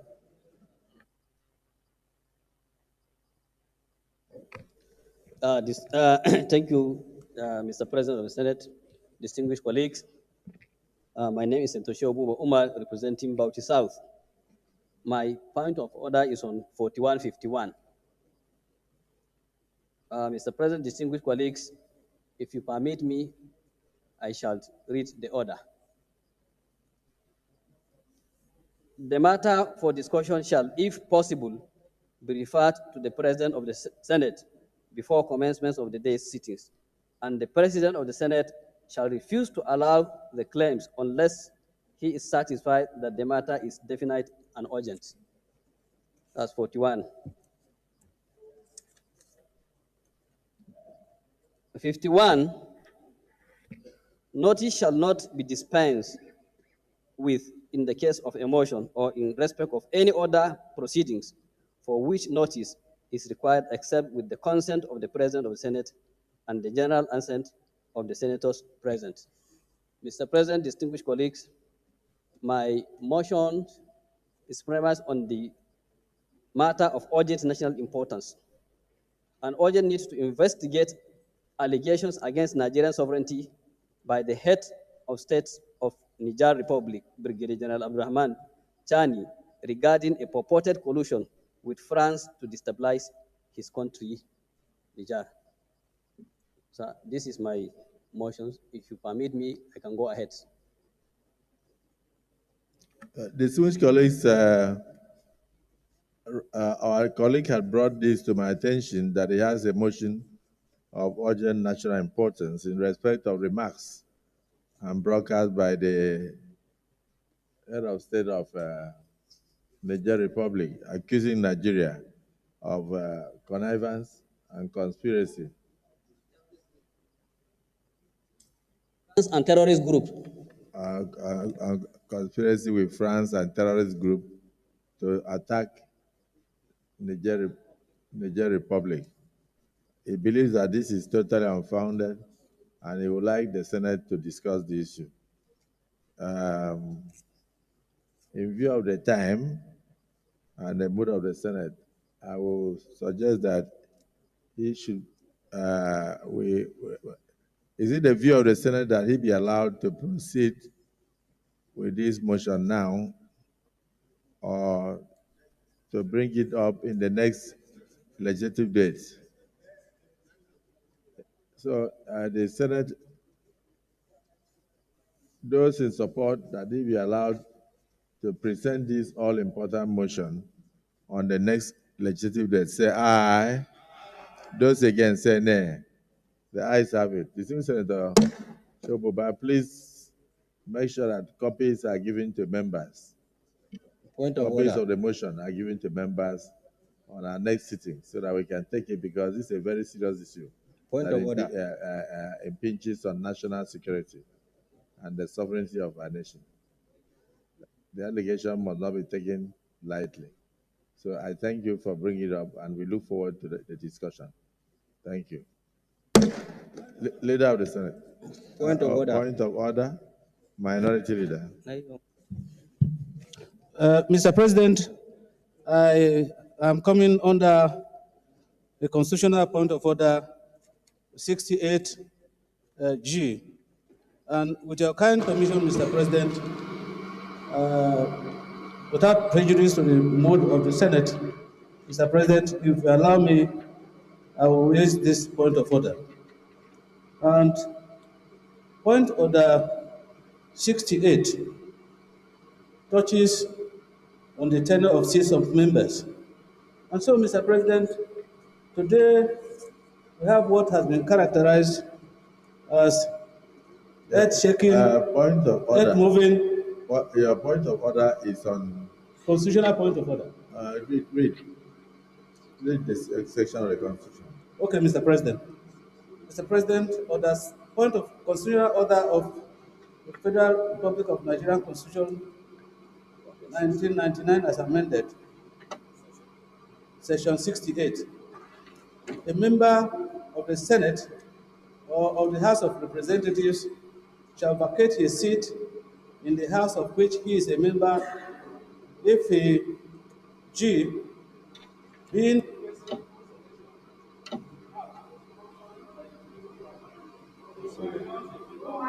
political party before the expiration of the period for which that House was elected, provided that his membership of the latter party is not as a result of a division in the political party of which he was previously a member, or of a merger of two or more political parties and factions, by one of which he was previously responsible. Mr. President, I feel very sad today Stop. that one of us. You move a point of order, and I said what section of the Constitution, and you read it. I want you to read it again.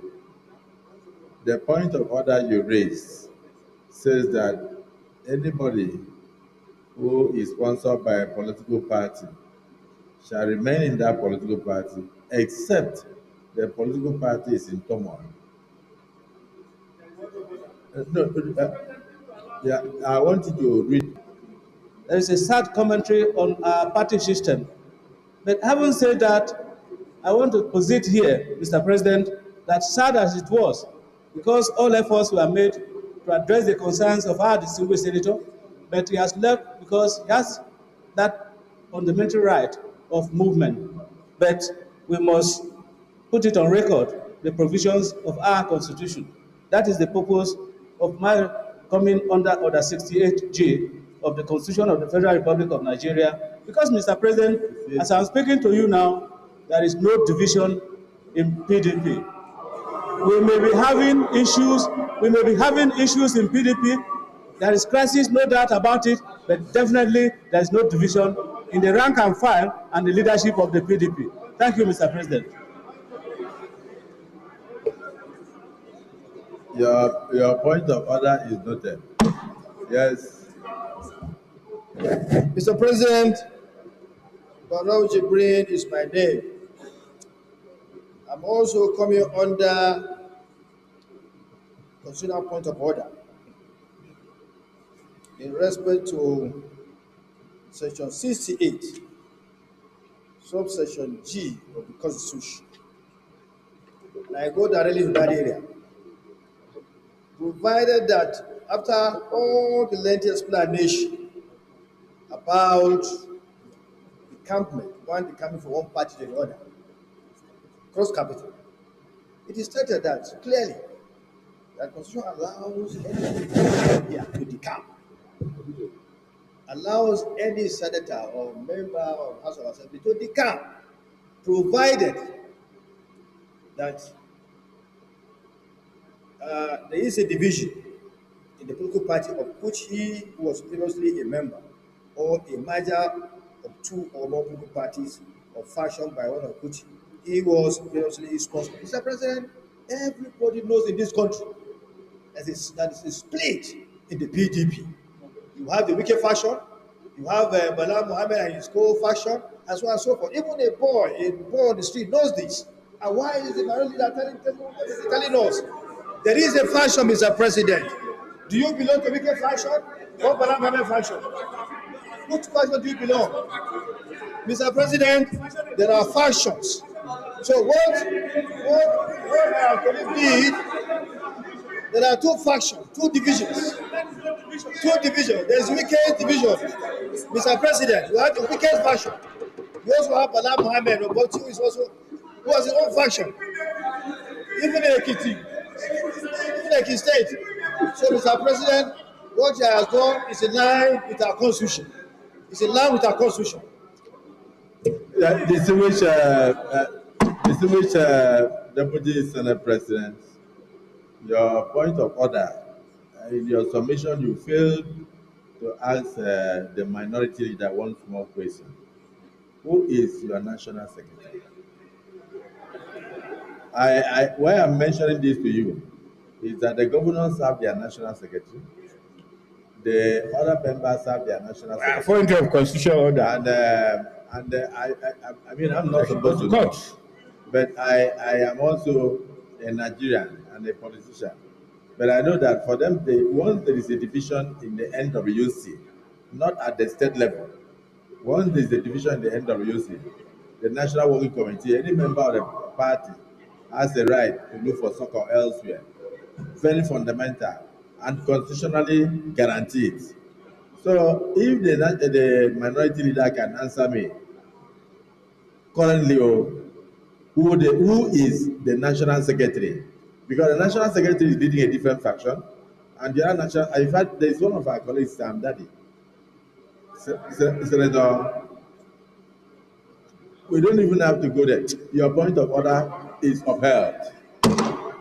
Yes. Mr. President, let me answer that question.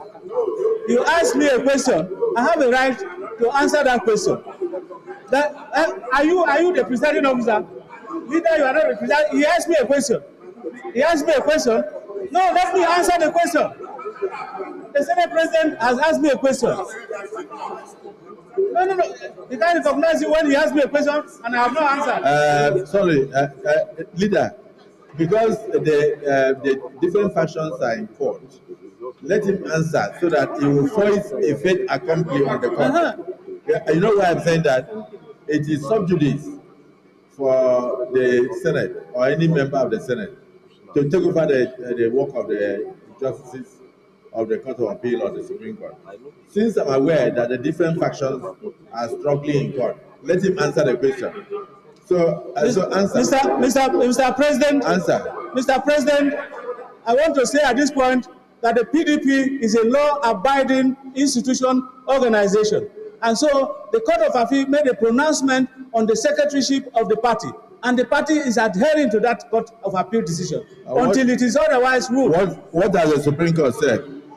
The Court of Appeal has ruled that Senator Anyanwu is a secretary of the party, and that until the Supreme Court decides otherwise, and the party as a law-abiding organization is adhering to it. What about your governors? What did your governors say? Your governors recognize my minority leader. We are going to set up this ad hoc committee to look into your party affairs. Answer my question. Your governors recognize Sam Daddy.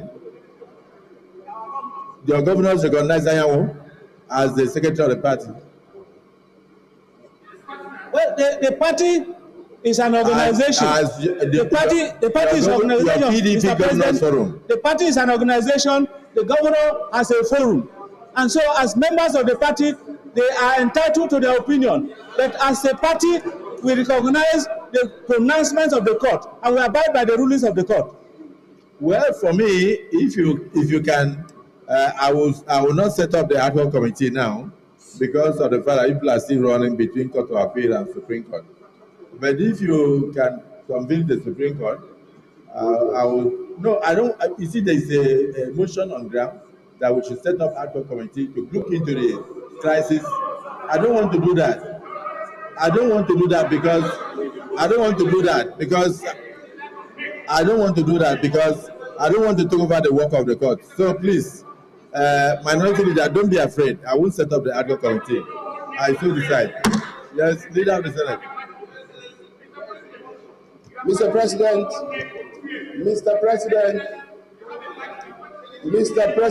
oh, minority leader, you don't go, this concerns you. Mr.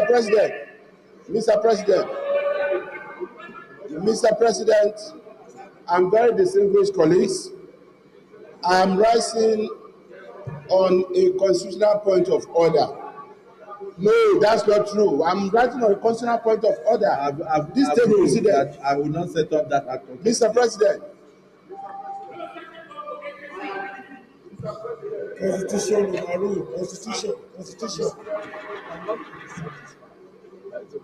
Mr. President, my constitutional point of order is hinged on Section 232 of the Constitution of the Federal Republic of Nigeria as amended.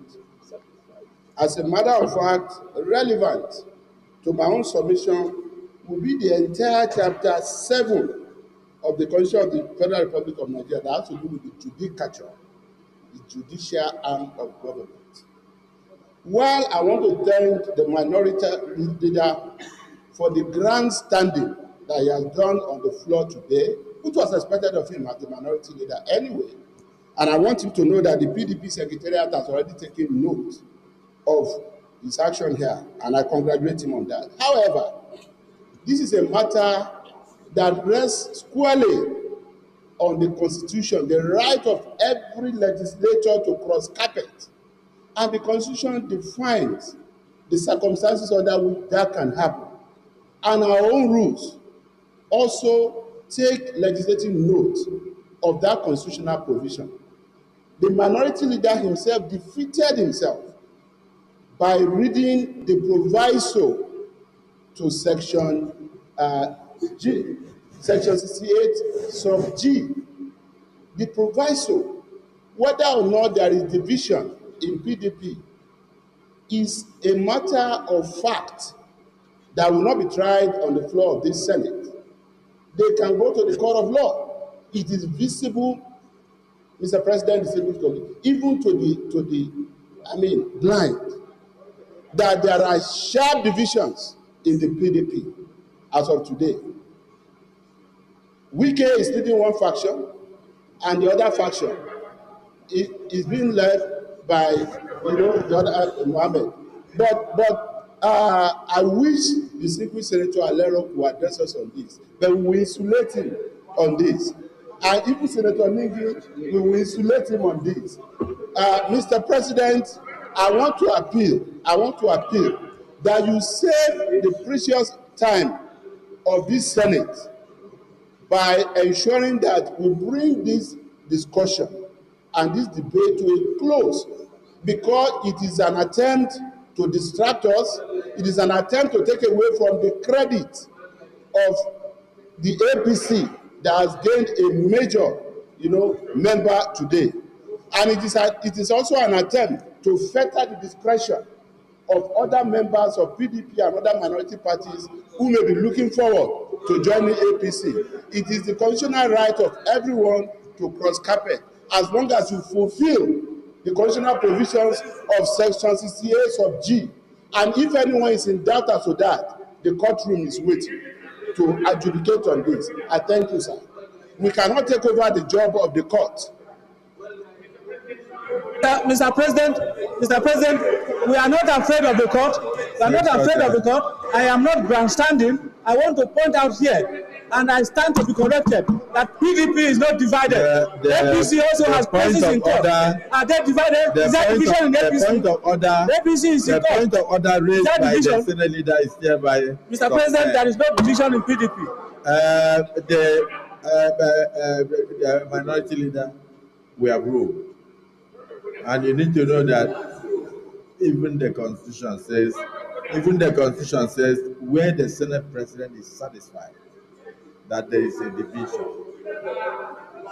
And the Senate President, you have failed to convince the Senate President and the Senate that there is no. Unfortunately, when you were speaking, you alluded to the fact that there is division and you are talking about court. This is not a court of law. What we are doing here is based on what? The Constitution. So I want to thank you. You are making the job easier for APC. There are things you shouldn't comment on. In fact, can I have the names of the people for the ad hoc committee to look into this issue? Okay. I'll forgive them. So that is yes, Senate DSP. SP, Order 52A, Order 52-9. Mr. President, a senator desiring to speak shall raise his hand in his place, and if called upon, shall rise and address his observations to the President of the Senate or the Chairman. Mr. President, our minority leader is a very, very experienced legislator. He knows the game, he knows the rules. But he has been getting not to speak without your permission. Mr. President. So, Mr. President, I call on you. He spoke thrice. He spoke 3 times without your permission. I therefore call on you so that you can direct the bureaucracy to export all what he said, because all what he said was not in conformity with our rule because he did not recognize him. Mr. Chairman, Mr. President, I so submit.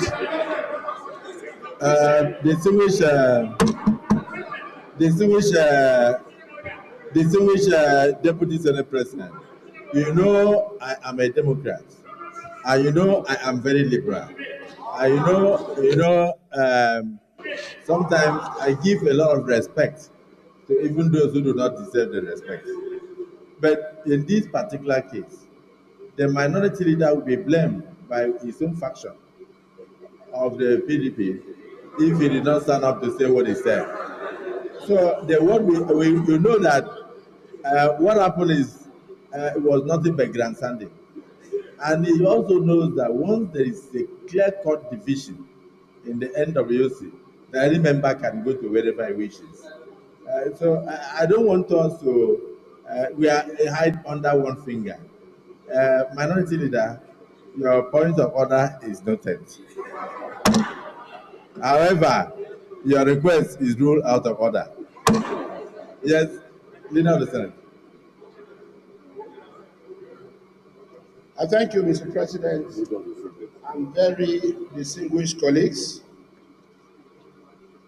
The first business of the day is the presentation of a bill standing in the name of most distinguished Senator Moro Abba Patrick, the minority leader, on the Federal Polytechnic Act Amendment Bill 2025, SB 683. Mr. President, you may wish to invite the Clerk of the Senate to read the short title of the bill. Clerk of the Senate. Mr. President, distinguished senators, Federal Polytechnic Act Amendment Bill 2025 SB 683, first reading. Distinguished colleagues, Federal Polytechnic Act Amendment Bill 2025, SB 683, first reading taken. Leader of the Senate. Mr. President, very distinguished colleagues, the second business of the day is the presentation of a bill standing in the name of most distinguished Senator Barao Jibril on the Federal University of Technology Cabo Establishment Bill 2025, SB 691. Mr. President, you may wish to invite the Clerk of the Senate to read the short title of the bill.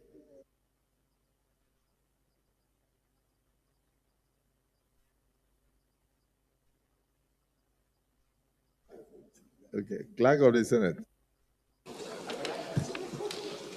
Mr. President, distinguished senators, Federal University of Technology Cabo Establishment Bill 2025 SB 691, first reading.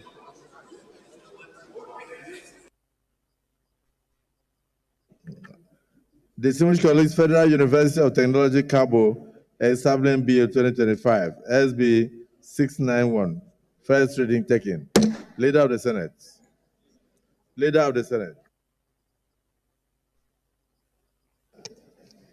Mr. President, very distinguished colleagues, the third business of the day is the presentation of a bill standing in the name of most distinguished Senator Onyewuchi Ezenwa Francis on the Police Act Amendment Bill 2025, SB 688. Mr. President, you may wish to invite the Clerk of the Senate to read the short title of the bill.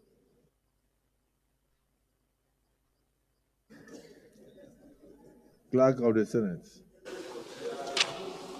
Mr. President, distinguished senators, Police Act Amendment Bill 2025 SB 688, first reading. Distinguished colleagues, Police Act Amendment Bill 2025 SB 688, first reading taken. Leader of the Senate. Mr. President, before I take the next business of the day, I seek your indulgence to move for extension of time pursuant to Rule 8 sub 3, Order 8 sub 3 of our rules, to enable us sit beyond 3 p.m. To be able to finish the items on the order paper for today. I so move, Mr. President. Minority Leader.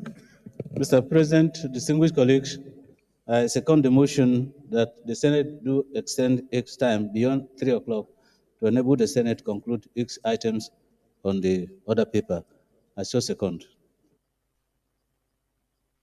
Distinguished colleagues, those in support of the motion extending the time of our sitting beyond 3 o'clock, say aye. Those against say nay. The ayes have it. Yes, Leader of the Senate.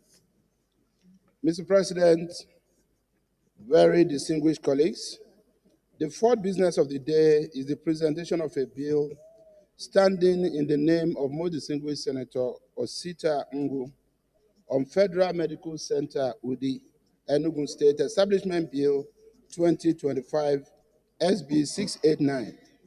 Mr. President, you may wish to invite the Clerk of the Senate to read the short title of the bill.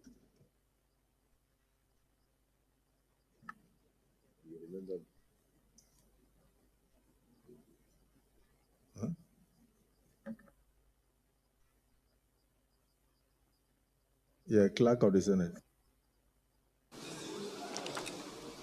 Mr. President, distinguished senators, Federal Medical Center Udi Enugu State Establishment Bill 2025 SB 689, first reading. Distinguished colleagues, Federal Medical Center UD Enugu State Establishment Bill 2025 SB 689, first reading taken. Leader of the Senate.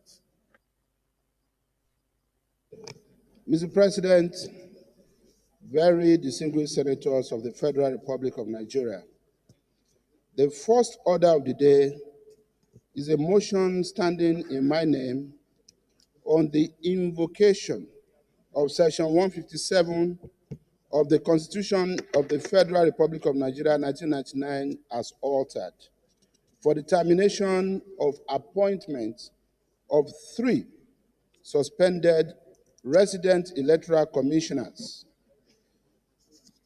Mr. President, with your permission, I wish to move the motion.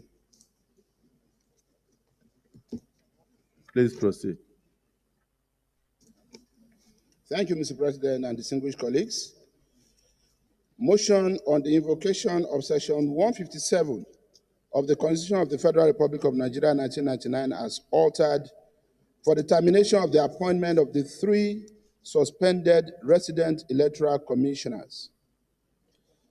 The Senate is aware of an executive communication from Mr. President and Commander-in-Chief of the Armed Forces of the Federation requesting the Senate to invoke Section 157 sub 1 of the Constitution of the Federal Republic of Nigeria 1999 as amended to formally terminate the appointment of Dr. Nura Ali, Sokoto State Resident Electoral Commissioner, Barrister Hudu Yunusa Ari, Adamawa State Resident Electoral Commissioner, and Professor Ikemefuna Chijioke Uzochukwu, Abia State Resident Electoral Commissioner, respectively.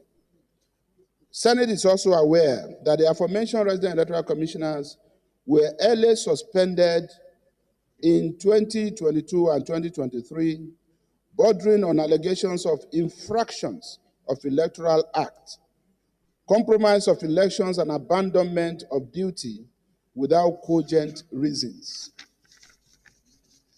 Senate notes from security reports from the Office of the National Security Advisor and the Department of State Services that Dr. Nura Ali was indicted for compromising the 2023 presidential and National Assembly elections through acts of incompetence and corruption, whereby he reportedly confessed to having received the sum of $150,000 from politicians upon investigation by the DSS. Barrister Hudu Yunusa Ari was suspended by former President Muhammadu Buhari after a prima facie case was instituted against him for usurping the power of the returning officer to declare the governorship election result. And Professor Ikemefuna Chijioke Uzochukwu was suspended for undermining election process by mishandling of logistics and abandonment of governorship and state assembly elections, as well as his refusal to reschedule supplementary elections. Senate is also aware that by virtue of the provisions of Section 157, Sub 1 of the Constitution of the Federal Republic of Nigeria 1999 as altered, which stipulates that, quote, a person holding any of the offices to which this section applies may only be removed from that office by the President acting on an address supported by 2/3 majority of the Senate, praying that he be so removed for inability to discharge the functions of the office, whether arising from infirmity of mind or body or any other cause, or for misconduct, unquote. The Senate is empowered to embark on this legislative process, which is aimed at setting the stage for the eventual removal of the suspended resident electoral commissioners. Mr. President, distinguished colleagues, Senate is also aware that the Independent National Electoral Commission is one of the offices mentioned in subsection 2 of the aforementioned provision of the Constitution. Accordingly, it is apt for the Senate to invoke and activate the provision of Section 157, Sub 1 of the Constitution to remove the suspended resident electoral commissioners in line with the resolve of the 10th Senate to uphold the rule of law and sustain the ideals of morality and the tenets of corporate governance in Nigeria. Accordingly resolves to invoke and activate the constitutional provision as enshrined in Section 157, Sub 1 of the Constitution of the Federal Republic of Nigeria 1999 as altered by forwarding an address supported by 2/3 majority of the Senate to be acted upon by Mr. President for the official removal of Dr. Nura Ali, Sokoto State Resident Electoral Commission, Barrister Hudu Yunusa Ari, Adamawa State Resident Electoral Commissioner, Professor Ikemefuna Chijioke Uzochukwu, Abia State Resident Electoral Commissioner, respectively. Mr. President, distinguished colleagues, I so move. Minority Leader, you may wish to second the motion. Mr. President, distinguished colleagues, I second the motion ably moved by the Senate leader on the need to invoke Section 157 of the Constitution of the Federal Republic of Nigeria 1999 as amended for the termination of appointment of the 3 suspended resident electoral commissioners. Mr. President, with your kind indulgence, I make a few comments. Mr. President, I'm aware that this present administration has promised Nigerians that they will fight corruption in all its ramifications. And so, for this purpose, for this reason, the termination of these officers who appear to have compromised themselves will serve as a very veritable deterrence to other officers in the public service. I therefore urge my colleagues in the Senate to support this motion to further enhance the capacity of anti-corruption agencies in the country to carry out their duties without fear or favor. I so second, Mr. President. Thank you.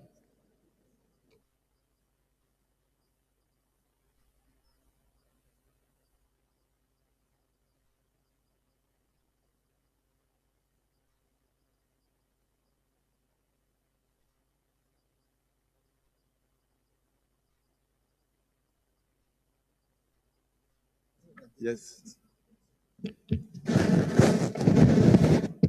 Mr. President, distinguished senators, my name is Mohamed Tahir Monguno. I represent Borno North Senatorial District. This motion, Mr. President, is res ipsa liquito. It speaks for itself and therefore doesn't need much ado for its passage. But be that as it may, I want to say that the philosophical cornerstone behind this motion is to merely reinforce Section 157, subsection 1 of the 1999 Constitution as amended, in order to insulate these offices from the whims and caprices of the appointing authorities and to guarantee their independence and impartiality to conduct their statutory and constitutional duties without let or hindrance. That is the genesis behind this provision. And that is why for these officers to be removed, there is a need for an address of the Senate supported by two-thirds majority for them to be removed from office. So we are merely called upon to discharge or perform our constitutional responsibility of safeguarding these very important offices from executive influence and interference in the discharge of their duties. But where it is manifestly proven that there is need for their removal, it has to be supported by the National Assembly, who enjoys the mandate of the people. And as at the time we commenced this sitting, 81 senators have signed the register. And therefore, based on our rules, we have, plus the 10 of us who are principal officers, making 91. Therefore, we have constituted two-thirds majority, more than two-thirds majority in order to carry out this motion. Thank you. Thank you. The distinguished colleagues, the 84 senators have signed, and even without the leadership, by the time you add leadership who do not sign, you have 94. And the only reason, 91, okay, 81, where the clerk said 84.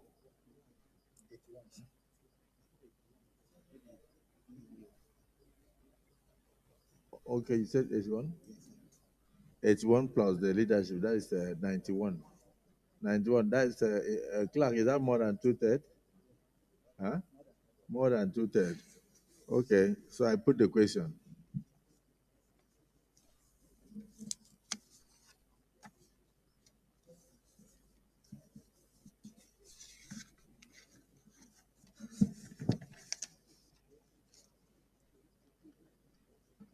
Invoke and activate the constitutional provision as enshrined in Section 1571 of the Constitution of the Federal Republic of Nigeria 1999 as altered by forwarding an address supported by two-thirds majority of the Senate to be answered upon by Mr. President for the official removal of Dr. Nuru Ali Sokoto, State Resident Electoral Commissioner, Barrister Hudu Yunusa Ari Adamawa, State Resident Electoral Commissioner, Professor Ekeme Funa Chijoke, Uzo Chugu, Abia State Resident Electoral Commissioner, respectively. Those in support of the removal of the 3 resident electoral commissioners suspended since 2022 for various acts of malfeasance and fraud and behaviors unbecoming of resident electoral commissioners say aye. Those against say nay.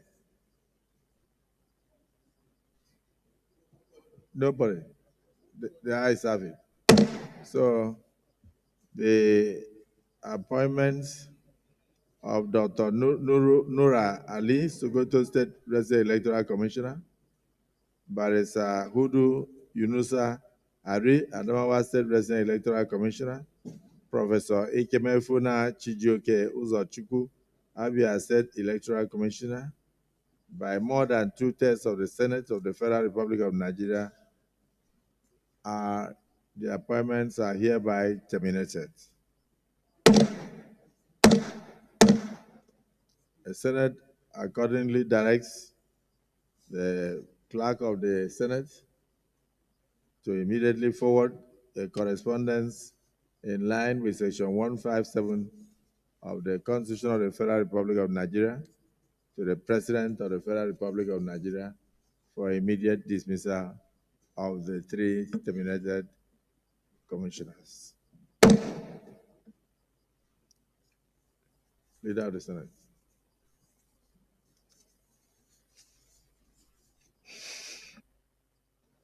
Mr. President, very distinguished colleagues, the second order of the day is the presentation and consideration of the report of the Committee on Ethics, Code of Conduct, and Public Petitions on the screening of members of the Code of Conduct Bureau. Mr. President, you may wish to invite most distinguished Senator Imasuen Neda Bernard, Chairman of the committee, to move the motion for the Senate to receive and consider the report.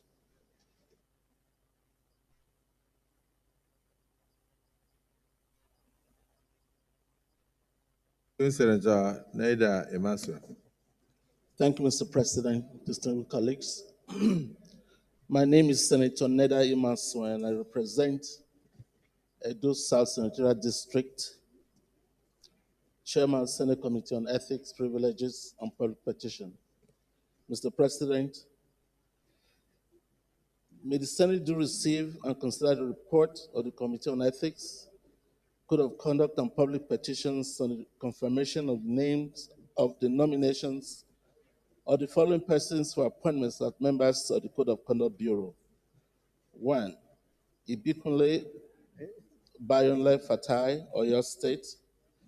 Ikbeme Kenneth Ndem, Cross Rivers. Honorable Justice Buba Ibrahim Yare, retired, Taraba State. May I, Mr. President, present the report?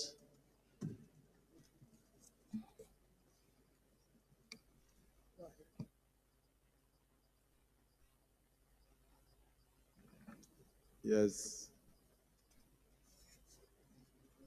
I wish to lay the report.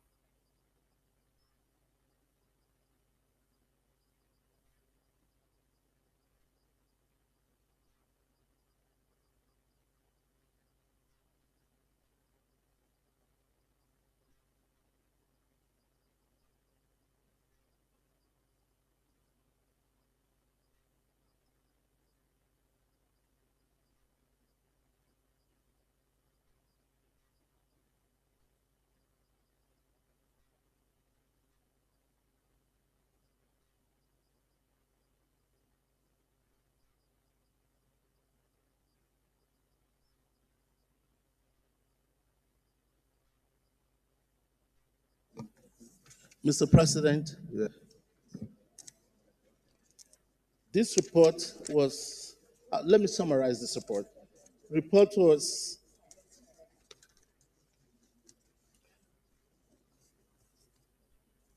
sent to our committee on Thursday, 12 December 2024.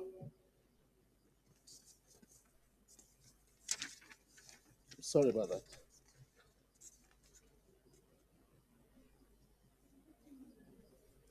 This request was sent to our committee on Thursday, 28 November 2024 for consideration by the committee on the qualification of these individuals for the position they were nominated for.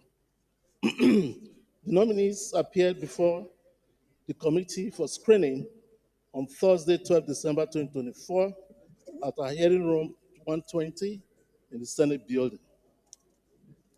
Resumes of the nominees were given to the committee and they were accordingly screened. Mr. President, the necessary questions were asked, the schools they attended, their qualifications, their experiences, and the report of the security agencies were also presented to us. Accordingly, we observed that the nomination of the candidates for appointment as members in the Code of Conduct Bureau was in line with Section 1, Subsection 3 of the Code of Conduct Bureau and Tribunal Act of 1991. 2, that the 3 nominees had all been cleared by the Nigerian Police, the Department of State Services, and possesses the Code of Conduct acknowledgement slip, that they had no petitions against them before the committee, that from their educational background, experience, and exposures, as noticed during the screening, the 3 nominees are suitable, qualified, and competent to hold such high office as members of the Code of Conduct Bureau on behalf of the government and the nation of Nigeria. Accordingly, committee recommended, after careful review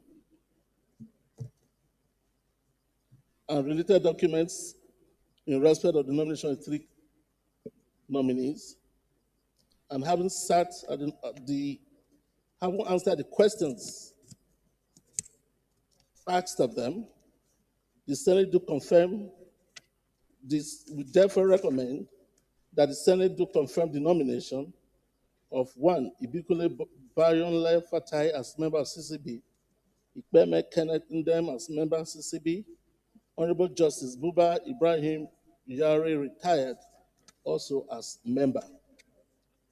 We conclude, therefore, Mr. President, distinguished colleagues, on behalf of the committee, I express my appreciation to the Senate President and entire Senate for the opportunity given to us to serve in this capacity. Thank you, Mr. President, distinguished colleagues.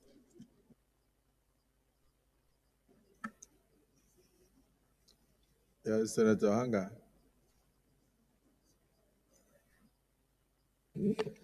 Mr. President, my distinguished colleagues, my name is Senator Rufai Hanga, representing Kano Central. Mr. President, I'm a member of this committee and I was part and parcel of this report. So I think the only thing I will do is support it.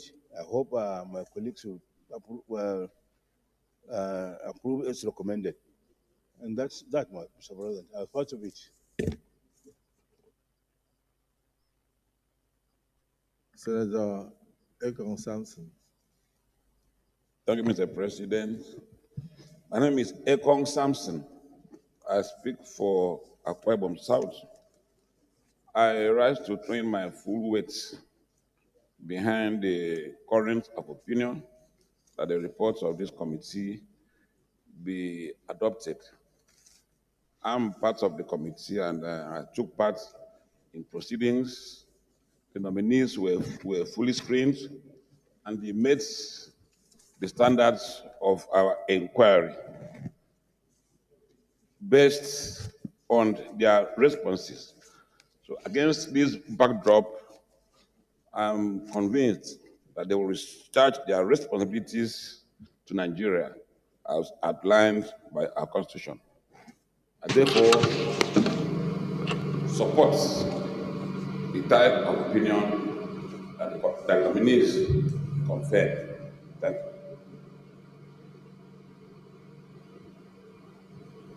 Yes, Deputy Senate President.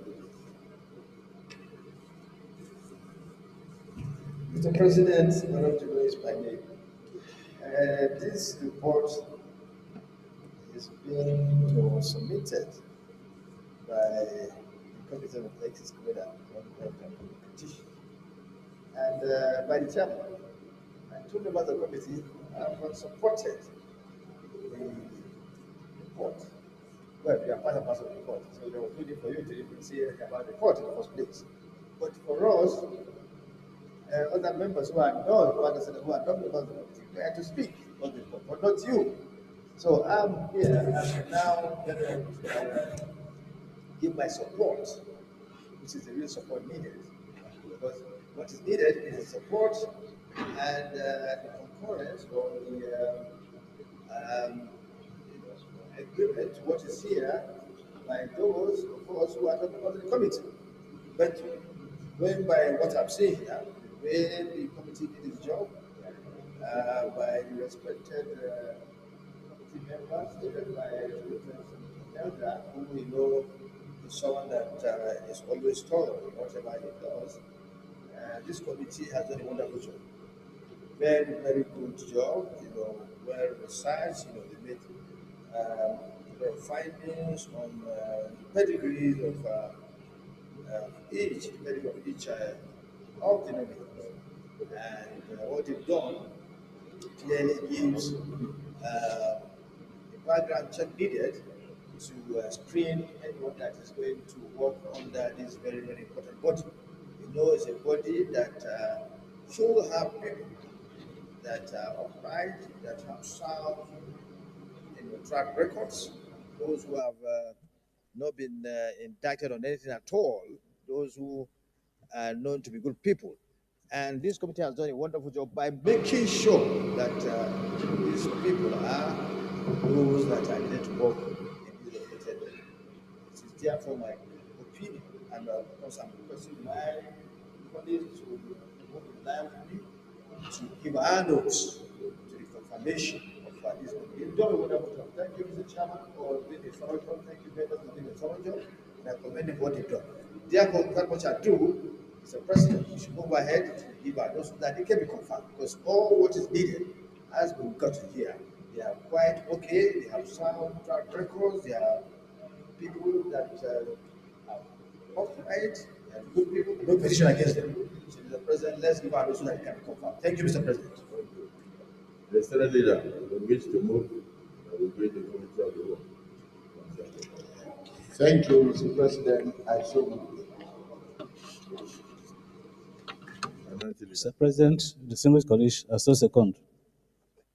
Colleagues, those in support of the motion that we resolve into committee of the whole to look into the nitty-gritty of this report, say aye. Those against say nay. The ayes have it. So we resolve into committee of the whole.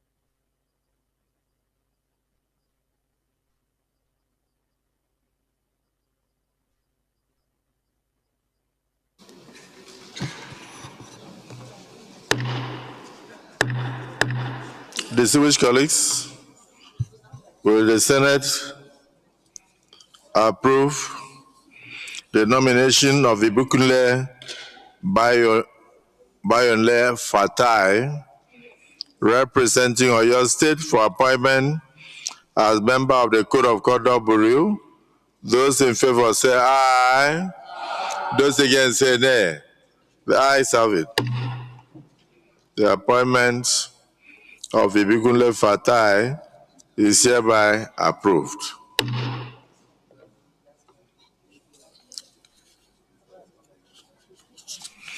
Distinguished colleagues, will the Senate approve the appointment of Ikpeme Kenneth Ndem, representing Cross River State, for appointment as a member of the Code of Conduct Bureau. Those in favor say aye. Those against say nay. The ayes have it. The appointment of Ikpeme Kenneth Ndem is hereby approved as a member of the Code of Conduct Bureau. Distinguished colleagues, will the Senate approve the appointment of Honorable Justice Buba Ibrahim Nyare, representing Taraba State, for appointment as member of the Code of Conduct Bureau?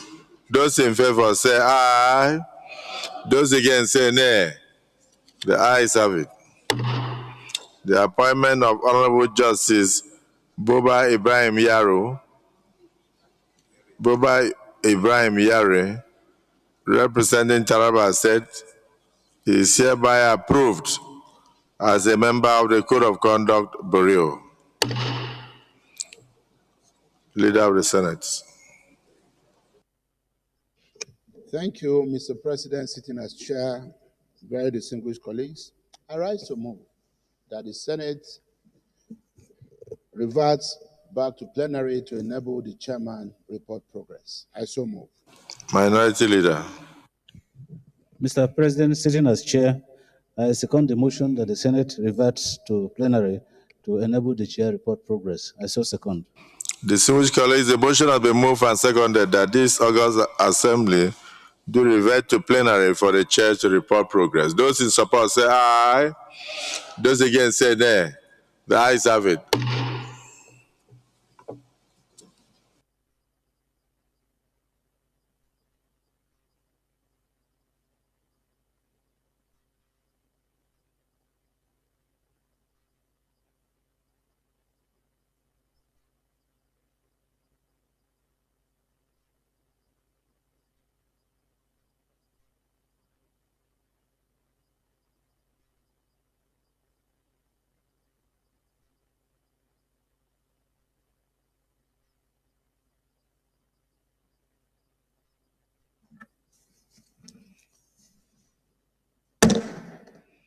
Distinguished colleagues, the Senate is the Committee of the Whole.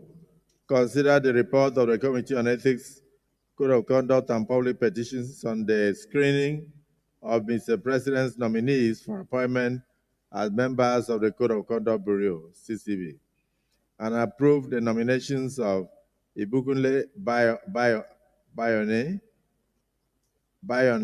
Fatai, Oyo State, as member, Ikpeme Kenneth Ndem, Cross River State, as member, Honorable Justice Buba Ibrahim Nyare of Taraba State, as member. All of them as members of the Code of Conduct Bureau, CCB. Is this a true reflection of what transpired in the Committee of the Whole?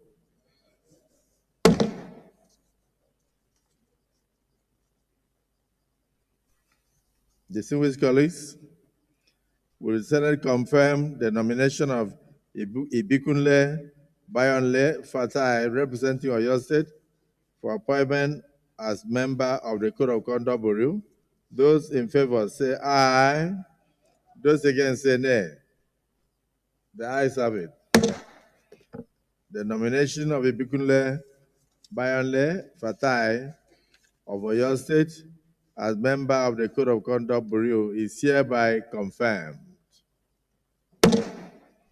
Distinguished colleagues, will the Senate confirm the nomination of Ikpeme Kenneth Ndem, representing Cross River State, for appointment as member of the Code of Conduct Bureau? Those in favor say aye. Those against say nay. The ayes have it. The appointment of Ikpeme Kenneth Ndem, representing Cross River State, is hereby confirmed for the membership of the Code of Conduct Bureau. Distinguished colleagues, will the Senate confirm the nomination of Honorable Justice Buba Ibrahim Nyare, retired, representing Taraba State, for appointment as member of the Code of Conduct Bureau? Those in favor say aye. Those against say nay. The ayes have it. The nomination of Honorable Justice Buba Ibrahim Yare, representing Taraba State, is hereby confirmed as a member of the Code of Conduct Bureau. Let me use this opportunity to thank the chairman and members of the Senate Committee on Ethics, Code of Conduct, and Public Petitions, distinguished Senator Nether Imasuen, and all members of the committee for doing a very good job and for taking time to ensure the scrutiny and the screening of the members of this all-important Code of Conduct Bureau.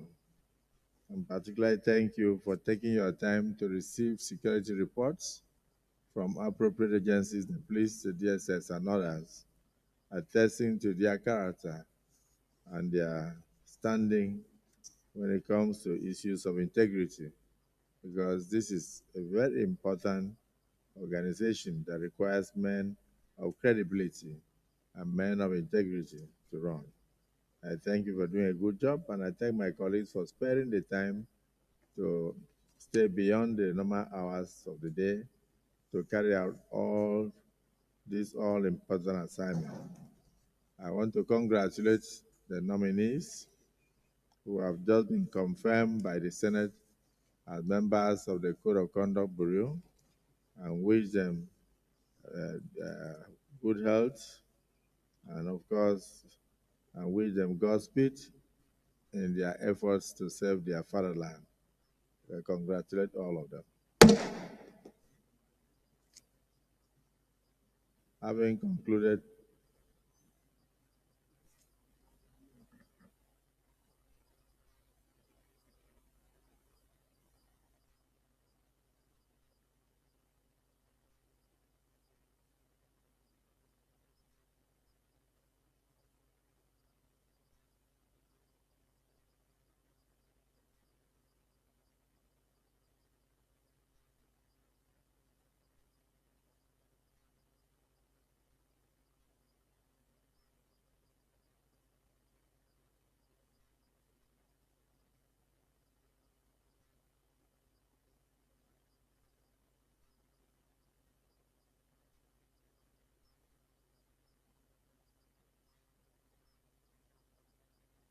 leader of the Senate.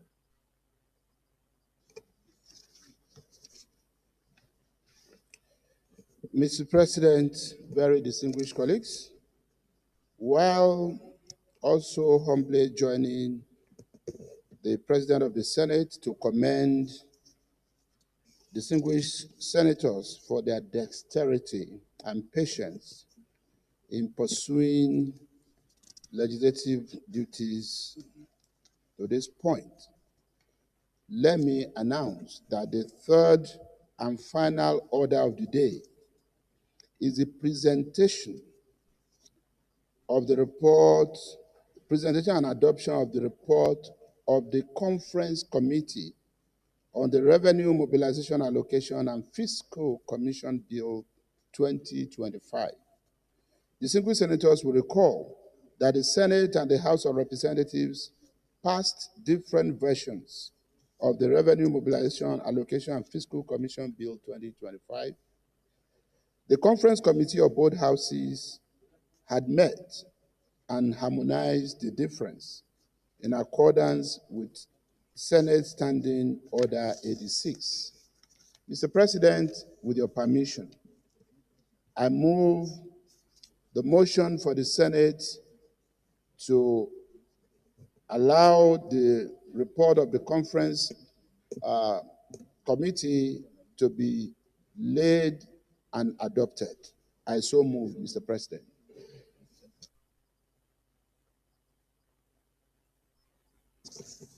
To do that, may I most respectfully ask that Mr. President will invite distinguished Senator Yahaya Abdullahi the chairman of the conference committee to so lay the report.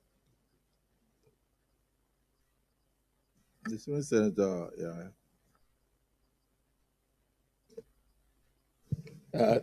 Thank you, Mr. President. I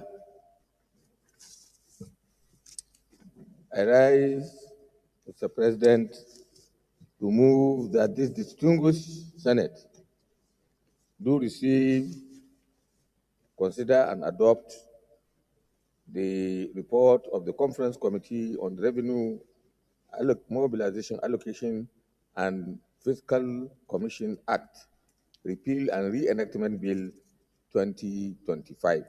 I so move, Mr. President.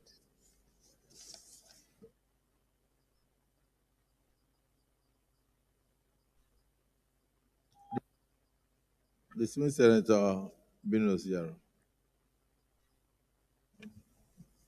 Thank you, Mr. President. Senator Binas Yaro, Adamawa South. I rise to second the motion that the Senate do receive and consider the report of the conference committee. I so second. Which colleagues, the motion has been moved and seconded that this Senate do receive the conference report on the Revenue Mobilization, Allocation, and Fiscal Commission Act Bill 2025. Those in support of the motion say aye. Those against say nay. The ayes have it. We may proceed to lay the report.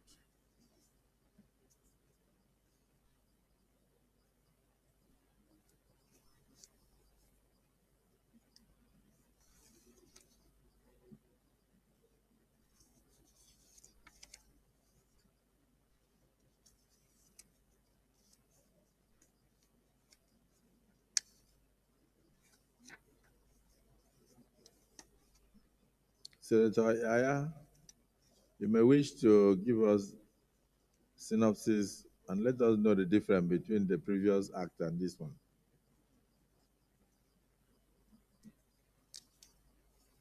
Thank you, Mr. President. The revenue mobilization, well, I want to thank you for giving me this opportunity to make this presentation. The Revenue Mobilization, Allocation, and Fiscal Commission Act, Repeal and Reenactment Bill, was passed by the Senate and the House with some differences, like the leader of the Senate reported. As a result of this, both chambers set up members of the conference committee, of which I happen to be a chairman, and Mr. Wayne Francis Ejiro Kene was the chairman or the co-chairman from the House of Representatives. The membership of the committee is stated in paragraph 2, both Senate, 2.1 Senate, 2.2 House, and the committee met and observed the two bills.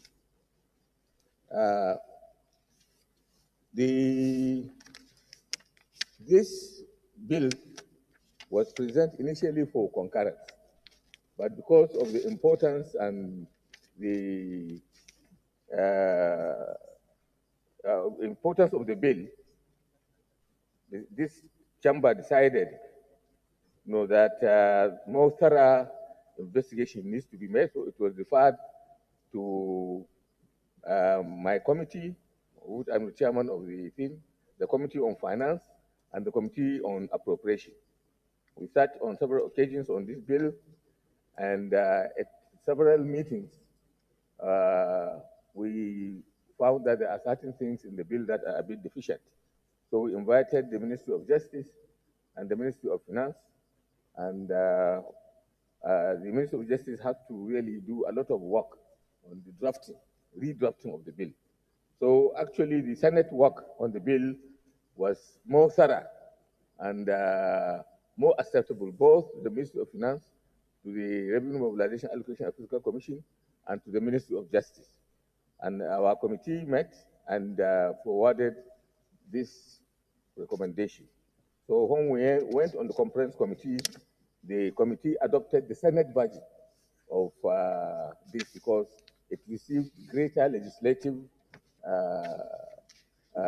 scrutiny, and as a result of this, we are recommending on paragraph 4 that the conference committee hereby recommends for adoption and approval of the harmonized version of the bill as follows: that the Senate House do consider and approve the conference committee report on the revenue allocation, mobilization, and fiscal commission. And it is the Senate version of the bill that is being unanimously accepted, by the conference committee. This conference committee report has already received the endorsement of the House of Representatives. So it is now awaiting the concurrence of the Senate for the bill to go through for legislation. I so submit, Mr. President.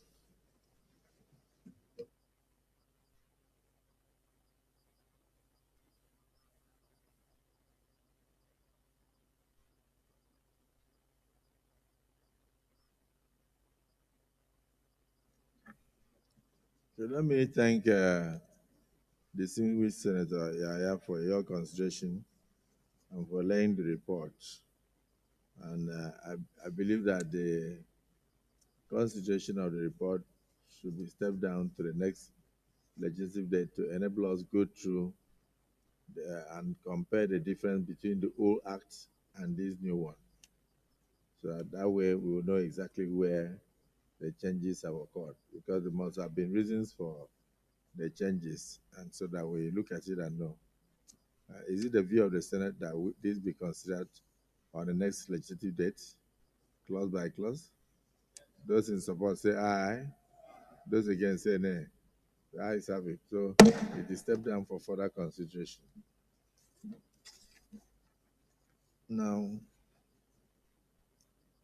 for the burial of Lieutenant General Hussaini, distinguished senator at the time, the committee's Senate will be led, the committee's delegation, the Senate delegation will be led by Senator Patrick Abamoro as chairman. Members will include distinguished Senator Victor Ome from Southeast, distinguished Senator Pam from North Central, distinguished Senator Dickett Plank from North Central, distinguished Senator Lalong from North Central, distinguished Senator Cyril from Southwest, distinguished Senator Ekong Samson from South South, distinguished Senator Shehu Buba from North East, and distinguished Senator Garba Musa Maidori from Northwest. They'll take part in all the burial obsequies and then went back to the Senate. Accordingly, the Senate is